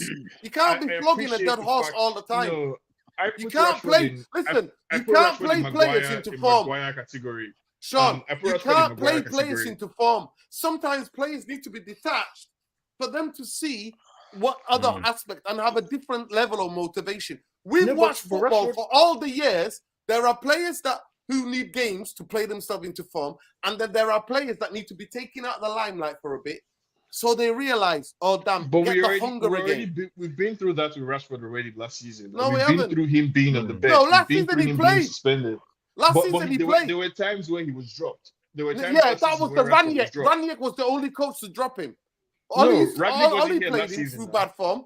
Last season, he didn't get dropped last season. He was dropped at times last season. He was 1 or 2 games. 1 or 2 games is a drop. More than one or two games. At different points in the season, there were issues between Ten Hag and Rashford, whether it's because of Belfast or because of form, and he was dropped. This is a new season, right? Rashford has had the summer. You know how? Listen, Sean. Sean, I'm sorry. You know how that's factually untrue? When he went partying in Belfast, right? Came in late, didn't even turn up for training, right? Tried to ring in sick, right? Because he was drinking, he went on a bender. Came back. The next game, he was on the squad and on the bench. And then he came on and played. Even in the game where he should have not been played, he played him because he apologized. Come on, bro.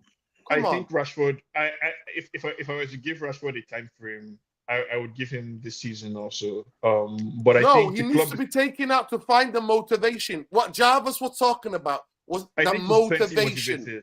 I think he's plenty motivated. No, he's not. Right? He's motivated. Listen, he's motivated by, ex-players are be picking on me. Oh, the fans are picking on me. No, you need to find that love.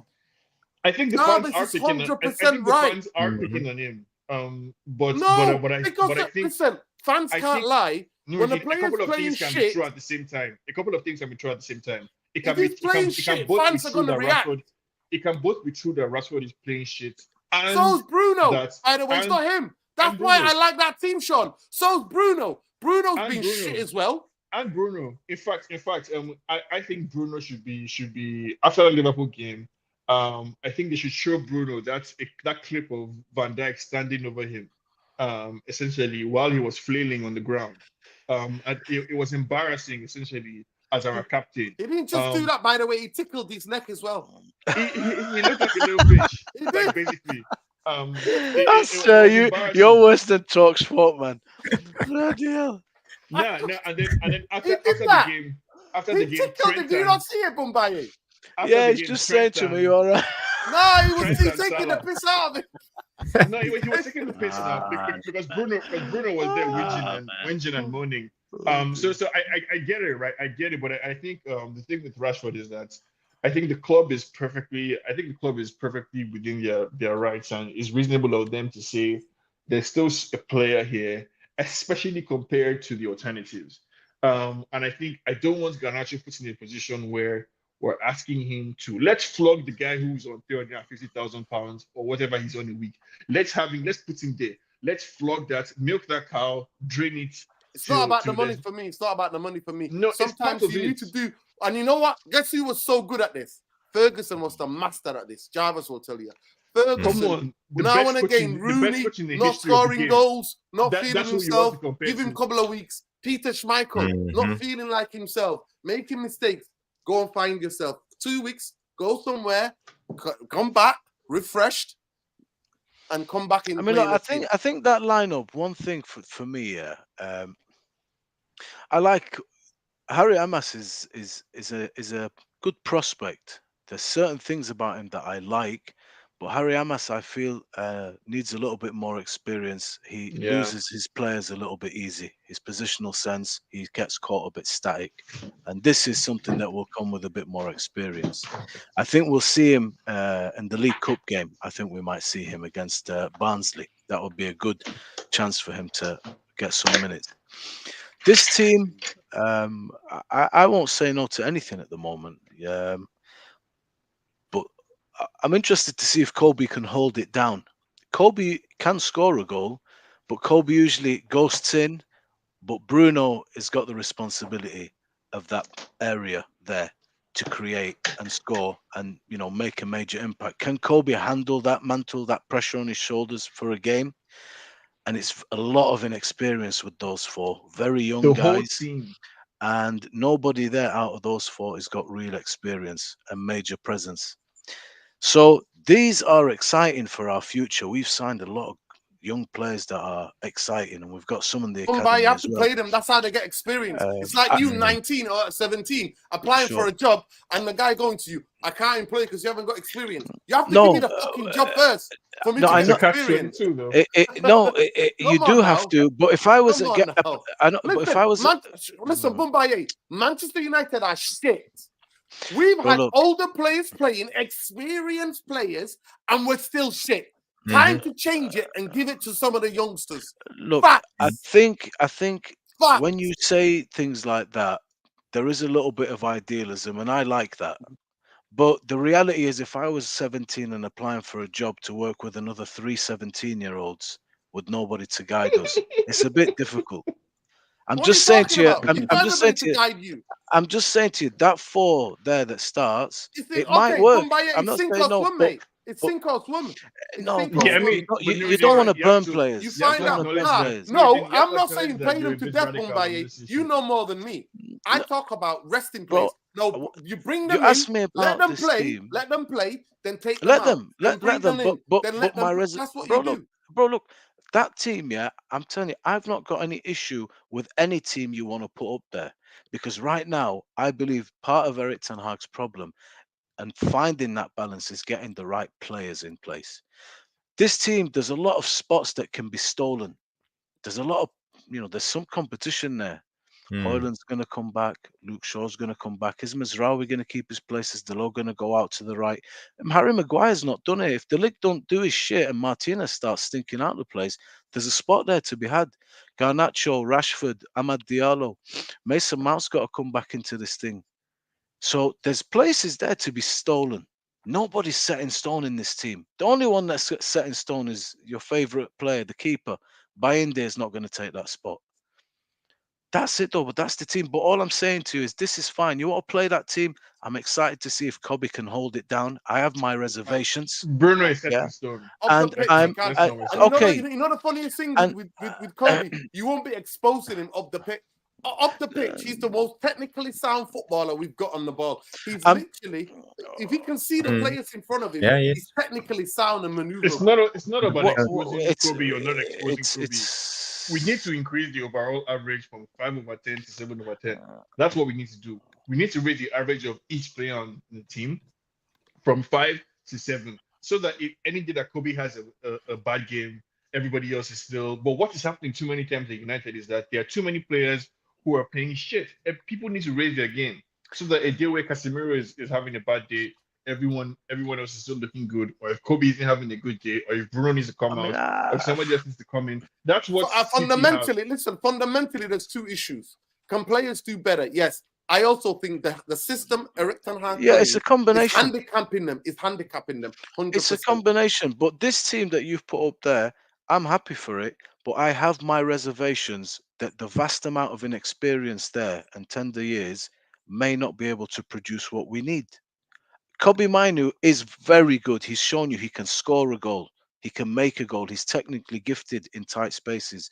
You saw the goal against Wolves, against Liverpool. That's why we love him. That's why we rate him.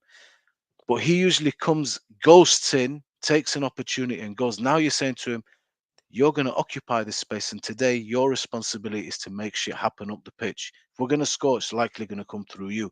It's a different type of pressure. It's not just through him. No, I'm sorry, Bombay. Do you understand what I'm trying to say? I actually genuinely think. Listen, I'm going to make a prediction. I'm going to make the prediction, right? Go on. If Kobe is playing like a headless chicken, the way that he's running up and down, and the amount of running that Eric Ten Hag's asking him to do in midfield, he's going to get a muscular injury. Mark my fucking words. Last season, I was on this channel. Me and Jarvis predicted that with Hoyland and. So we were basically what? now, Do you remember Jarvis? I think 2 games later, what happened? Muscular. Hoyland injured. The way basically it's now, the system, man. It's asking them to run. It's asking Kobe to run too much. It's asking a lot of players to run too much. Listen to me. It's asking too many players to cover a lot more space, other than players staying in their position. And I think that's why I'm trying to save Kobe, and I'm telling Kobe to go up the pitch. Because up the pitch, you don't have to sprint as much. But in midfield, and let this guy, Ugarte, who can sprint more, let him do that bit and help Casemiro. That's what I'm asking, right? Why did Eric Ten Hag buy Mason Mount, guys? Where does Mason Mount fit into the system? I genuinely don't know. I genuinely don't know. For me he's personally, covered for Bruno, the only position. Let me covered finish. for both of those guys. Listen, let me finish. The only position that I see Mason Mount being effective in our team is where Bruno plays. But Bruno's the captain now. Any other takers on this, guys? I mean, I was well excited. I'm one of the minority that really where rates Bruno this plays. player very highly, and I was very excited by his arrival. But now, even Ugarte, for example, we spent the first part of the show talking about, I accept now that I understand what Eric's trying to do a little bit more, how desperate he was for a Frankie de Jong. I accept that. But we didn't get him. So now we seem to have gone a different way. So I'm asking, like, okay, Ugarte, I think his passing is good. I said it previously. But where does Mason Mount fit into this? No, so it's listen, that's the topic for another show, and I'm happy to have that conversation. I'll say with you quickly, what do you think the score's going to be tomorrow? Man United 3-1. Sean, quickly. 3-1 Man United. Big up, Sean. Jarvis. Mr. Conservative these days. Nah, we go. well, No, the thing is, we don't score goals. We have struggles scoring goals, but the same thing applies for Southampton. So either 0-0 or we will win 1-0 with a late goal, maybe 89th minute header from someone. Go on, let's so put the nail in the coffin. Go ahead. Go ahead. Bafana, hit us. I think it will be 2-1, man. I mean, we're gonna concede, guys. By the end of the day, we were very bad at defending, so I think we'll concede 1 at least. Is it gonna be 2-1? We're gonna lose about half a kilo watching this. Nah. I actually think that this is the only game that we're probably gonna win. I think this is the only game we're probably gonna win in the next coming games. Personally, So we might as well get relegated now, right? Wow. I mean, because what are we talking about here? I mean, this is also a 4:30 game for me tomorrow. Listen, I'm not gonna lie to you. I'll just say it simple. I think it depends how we start the game. How we start the game is very important for me tomorrow. And if we get that first chance, goal is vital. It's an away game. Southampton are under a lot of pressure because they've lost 4 games in a row. Russell Martin is the innovative, really progressive coach. The football they play is fantastic, and I'm a massive fan of their football. If you don't mind me, find the highlights or go and watch the game they played against Newcastle and even the game they played against Nottingham Forest. For me, they play really good football, and their football deserves more. If they come out the blocks, they start well, they score first, it's going to be a long, long day. I think it could be 1-1 draw, or it could be a 1-0 like Jarvis says. But if they score first, it's a wrap, people. It's good night, Vienna. Trust me. Trust me. By the way, we're 9 likes away, people. 9 likes away. 9 likes away from 200, and the video deserves 200. I just want to say as my ending statement, tomorrow, it's a vital game. It's the fourth game of the season. We have to win. We need a 3 points to stay in the race for top 4. But in a way, I have to say, I'm not in it for the bragging rights. I'm not supporting Man United to be a plastic fan or whatever you want to call it. I've been in love with this club since the late 80s, and I will still love the club, even though if we get relegated 1 year or 2 year in a row and end up in League One, I don't know. I'll take it right now, Jarvis. I'll take a relegation now to get rid of the Glazers. You know my views. Yeah, I know your views on that. But for me, it's very important. But I just want to say to everybody, relax. Remember why we follow this club. It's about Man United. We love the club, and now we are in a struggle. So, I disagree with that, Jarvis. I slightly disagree with that. The club has to show us something. Fans pay, like my friends tomorrow. Guess what time they're getting up? 5 o'clock in the morning to travel all the way to Southampton for 12:30. The coach, the football club, I'm not showing fuck all in the last 10 years. Even though if I support Man United, I'm not entitled to success. No, you're not. I can accept that we're not at our best at the moment. I will support the club anyway. I will love the club anyway. I genuinely don't think. Listen, Jarvis. Be ready to accept mediocrity. Listen, Jarvis. I'm not. That's not what I'm saying. That's the fact. Jarvis, why I agree with your statement. Sean, 1 second. Sean, 1 second. Why I agree with large part of your statement is that I don't think there are any plastic fans. There are fans who have an opinion about this manager, his tactics, the system after 2 fucking seasons, and can clearly see it's not working, right? It's up to him, the players, the football club, to change the fans' opinion. It's not the fans to change because they love the club. No, fans will always live and die. Manage just go. Fans, you take it to the grave. The real fans and majority of United fans, the ones I disagree with the most, I have never questioned whether they're United fans or not. They just have a different opinion, and that's the beauty of football for me. Beauty of football is you have a different opinion, but the love has got nothing to do with it. It's that show the fans something to get behind. I always say this.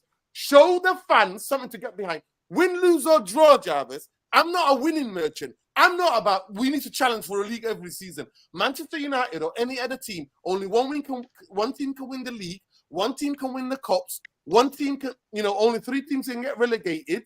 You know what I mean? Only 4 teams can finish in the top 4. We understand the dimensions, right? But the biggest thing is win, lose, or draw. Show us something to get behind. I'm not winning merchant or league. I've been lucky enough in my lifetime to live in a city to see Manchester United lift everything. But the biggest thing for me is I always say there's a right way to lose and there's a wrong way to lose. There's a right way to win and a wrong way to win. I don't want to see bang robberies. I want to see Manchester United win with style, score goals and entertain the fans. And I'm sorry to say, football is an entertainment business. It's an entertainment industry. And the reason why that is, Matt Busby put it, that's why he's there. When you go into the stadium, when you go in the Munich tunnel, Matt Busby is all over the place. And his famous quote is, football, the club's tradition is to play entertaining, attacking football. That is what that's why most people have fell in love with Manchester United. In the 80s, United were winning fuck all. In the 70s, we got relegated. We came back up. The stadium was fuller. My uncle, remember when he was a kid, he said to me, the stadium was full, right? He lived in Birmingham, traveled from Birmingham to come to Manchester, right, to watch United. He said, when they got relegated in the 1970s, more fans turned up to support the club because the football we played was a brand of football that fans could get behind. And that, to me, is important. It's not about never me being proven wrong. I know what you try to say, Jarvis. Fans that want to be proven right more than their team doing well. No, I want Eric Ten Hag to shut me up that I've ever questioned his tactics. I want Rashford and Bruno to shut me up on a regular basis, on a weekly Don't worry, basis. they're going to shut you up. That is what I want. I'm not asked about, it's not on my ego, because I'm celebrating that my team has won. And I'm telling you, that's what it was like when it was on the terraces. When me and Bugby are sneaking into Old Trafford, the majority of the chat is, Giggs, he's been crap. He's always injured. Get him out of the team. When he come on, boo, he lost the ball. People are booing him. People booing Darren Fletcher because David Beckham left and Fergie put Darren Fletcher on the right wing. and everybody's looking at him. He's not a winger. Mm. Everybody's booing him. So all of these things that happen, but fans, players need to show something. Wasn't it Solskjaer who played on the wing when the Beckham Yeah. left? So and then he looked brilliant. He got injured, if you remember. Solskjaer got injured. I remember. Darren Fletcher got put there. And people were like, why are you putting? And then every United fan in the stadium, Darren fucking Fletcher on the wing again. What is he doing? What is Ferguson doing? He's losing it. And we then saw the best of Darren Fletcher when we went and got Ronaldo. Remember, we got Ronaldo. Darren Fletcher then started to play more in midfield, up and away. We played. Yeah.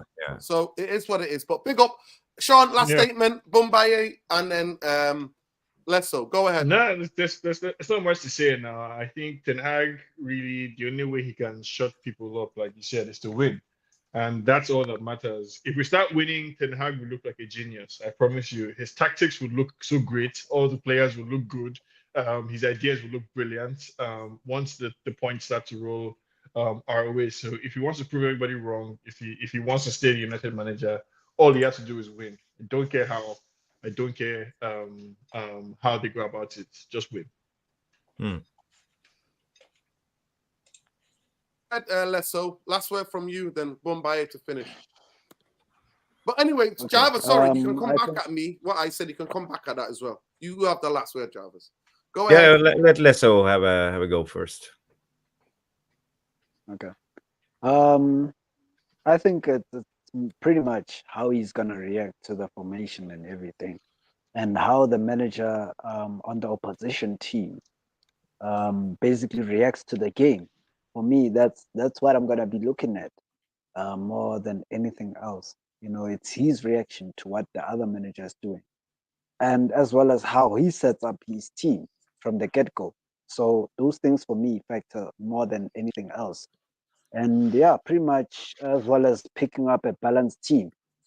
If he picks up a balanced team, for me as well, that counts on his side. You know, he gives himself a chance within, getting a result in this game. But yeah, besides that, it's 3 points or nothing, guys. There's no excuses. You can't tell me about injuries. He's got most of his players through this transfer window. He needs to get the 3 points. If he does not get the 3 points, then the pressure's only gonna get worse from the media and everything. Let's not forget that the media, some of these people who are journalists here, who are questioning his tactics and everything, are Man United fans, by the way. So it's not even a thing of attacking a manager. It's just a general consensus type of sort of situation that they're coming from. So yeah, that's all I'm saying.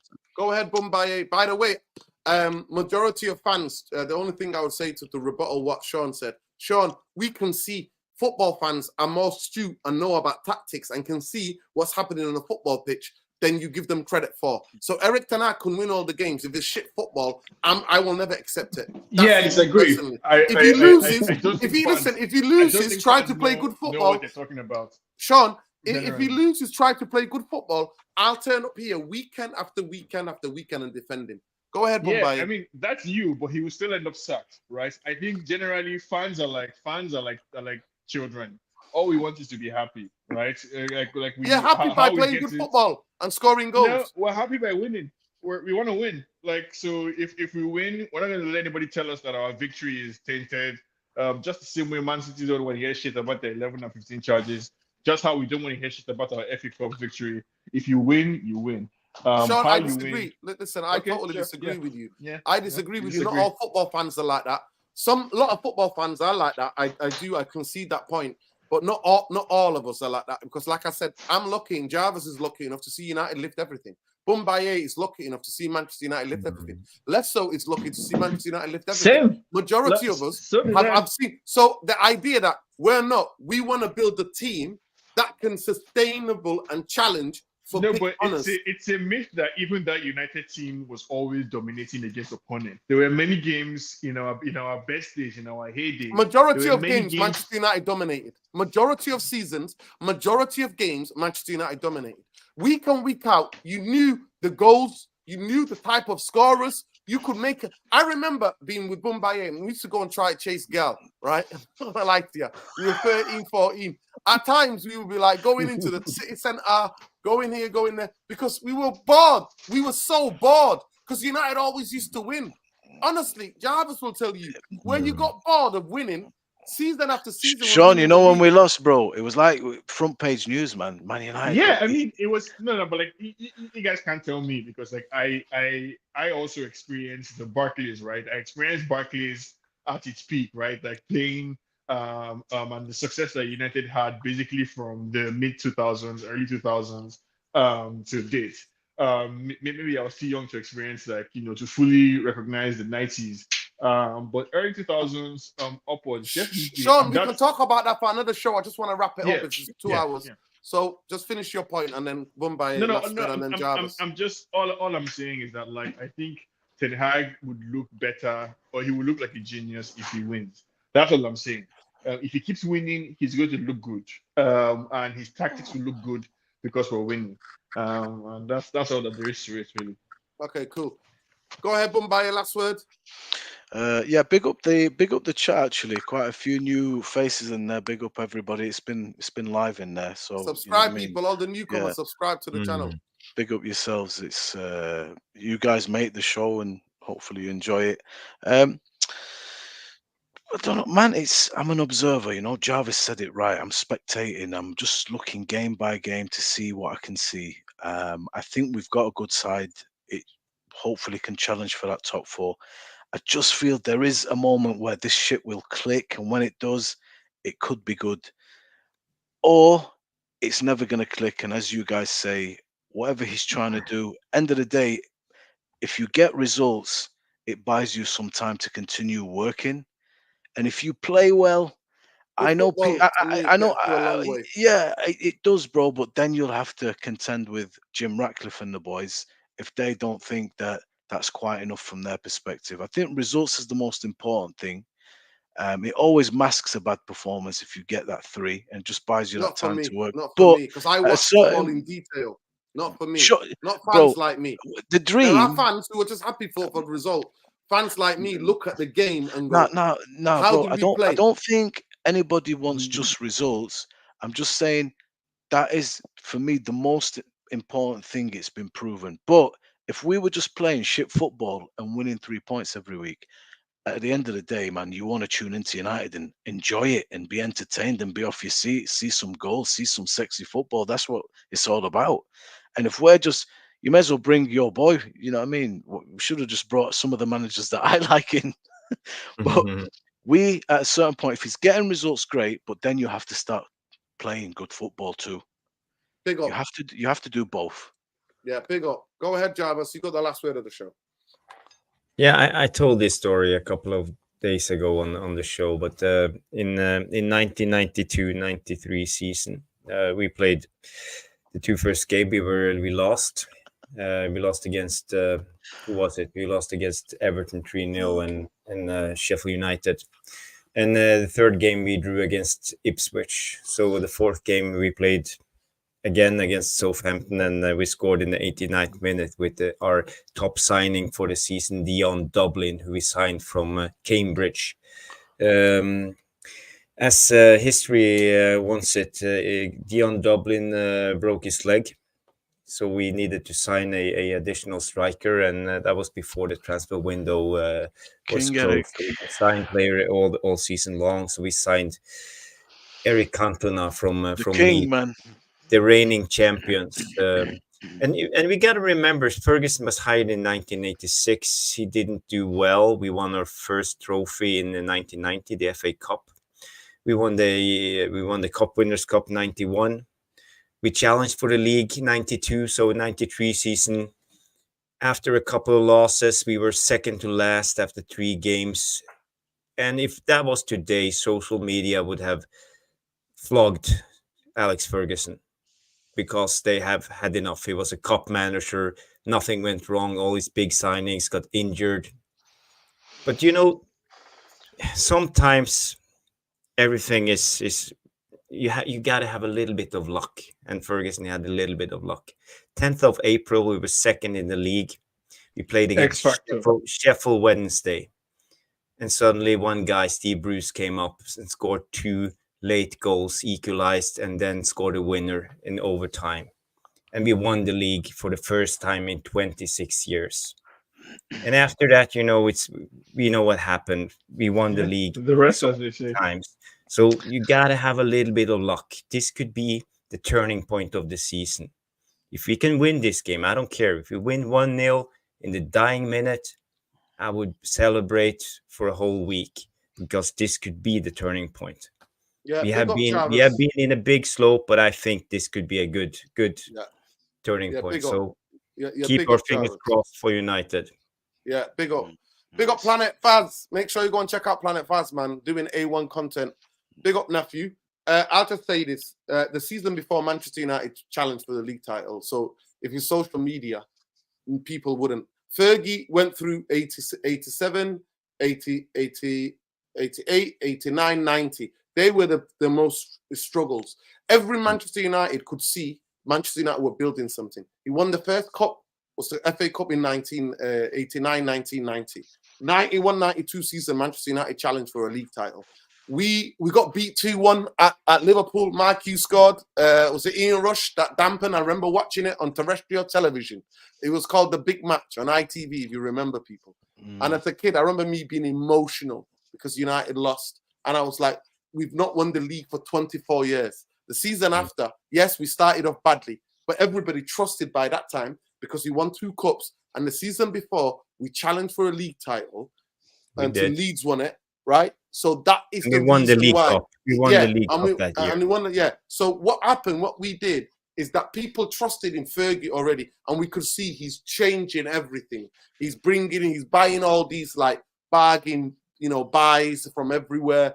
And then obviously Cantona came and changed the history. But I agree with you. It sometimes is 1 or 2 games for things to click. I fundamentally do not believe that this 3-6-1 business, whopping wide spaces, Manchester United are never going to click unless Eric Ten Hag changes it. But one thing that goes on your side, your hopeful side, Jarvis, is that we saw him change it for the last 5 games of last season. He changed it. And in season 1, after we got whacked, he changed it. He made us a bit more tight, harder to beat.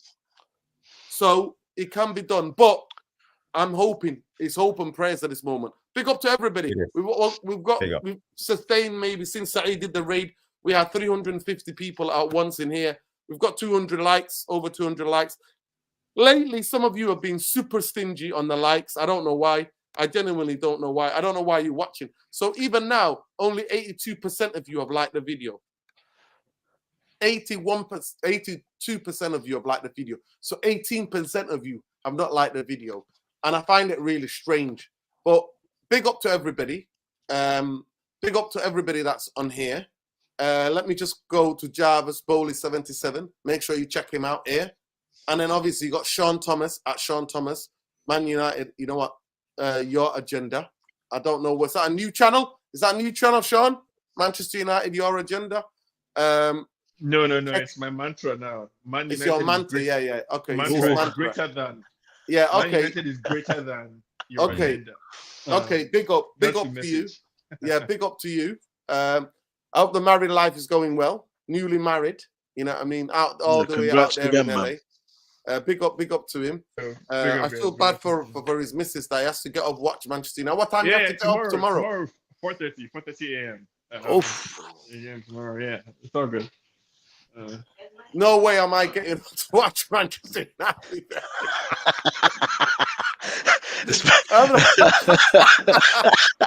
I'm sorry, Sean. I'm staying.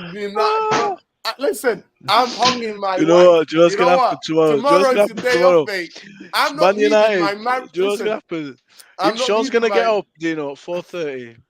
His missus is gonna walk in, see it's 2-0 to Southampton, and go to him. Why do you wake up for this? Listen, I ain't leaving the marital bed for no Southampton. But anyway, big up to you for that, and big up to all the fans globally, worldwide. They're getting up some mad hours, man. Yeah. Honestly, it's mad. But I'll say it now. Make sure you check him out. Geopolitical podcast. It's called How We See Things. Go and check him out across all your podcast providers, apps. Jarvis, Bowley 77, Jarvis Corner, Mondays 9 o'clock, Man UFC Realist TV. Go and check it out. Go and check out Mick's channel, Man UFC Realist TV as well. Yeah, Let's go. It's Black Rain at Black Rain on Twitter. It's on there. Boombaye, you'll never see him anywhere other than this channel. You might see him on Jarvis Corner. That's the only other channel he'll be on. But big up to everybody. Wow, Mr. Man says I have to wake up 6:30. God bless you all, man. God bless your souls, people. God bless everybody. Big up to Sean. I feel bad for his missus. Sean's getting up. And then he's tired for the rest of the day. Hold tight to Sean's missus. We pray for you. Hopefully it's worth it and he's in a good mood for the rest of the day and the rest of the weekend. But yeah, big up, people. Please smash the like. A1 content. We'll be back tomorrow evening sometime with Saeed TV doing might be doing a match reaction with him or maybe do match reaction later on. But big up to everybody.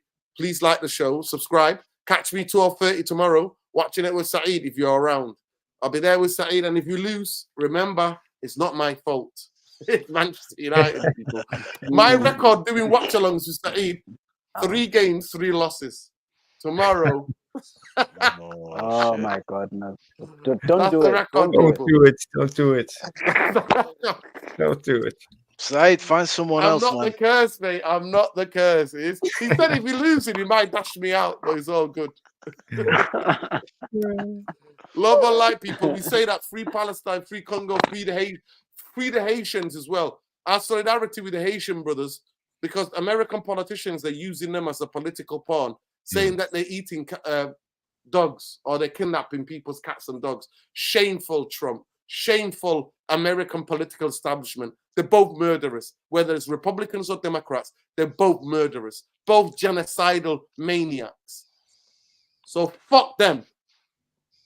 Love to Haiti, love to Palestine, Congo, Sudan, Tigray, anywhere where people are oppressed. We stand with the oppressed, stand against colonization, imperialism, militarism, any form of discrimination because of gender, sexual orientation, because of something that person, nationality, ethnicity, religion, we're against all of that. People being discriminated against. Love is the only fucking answer.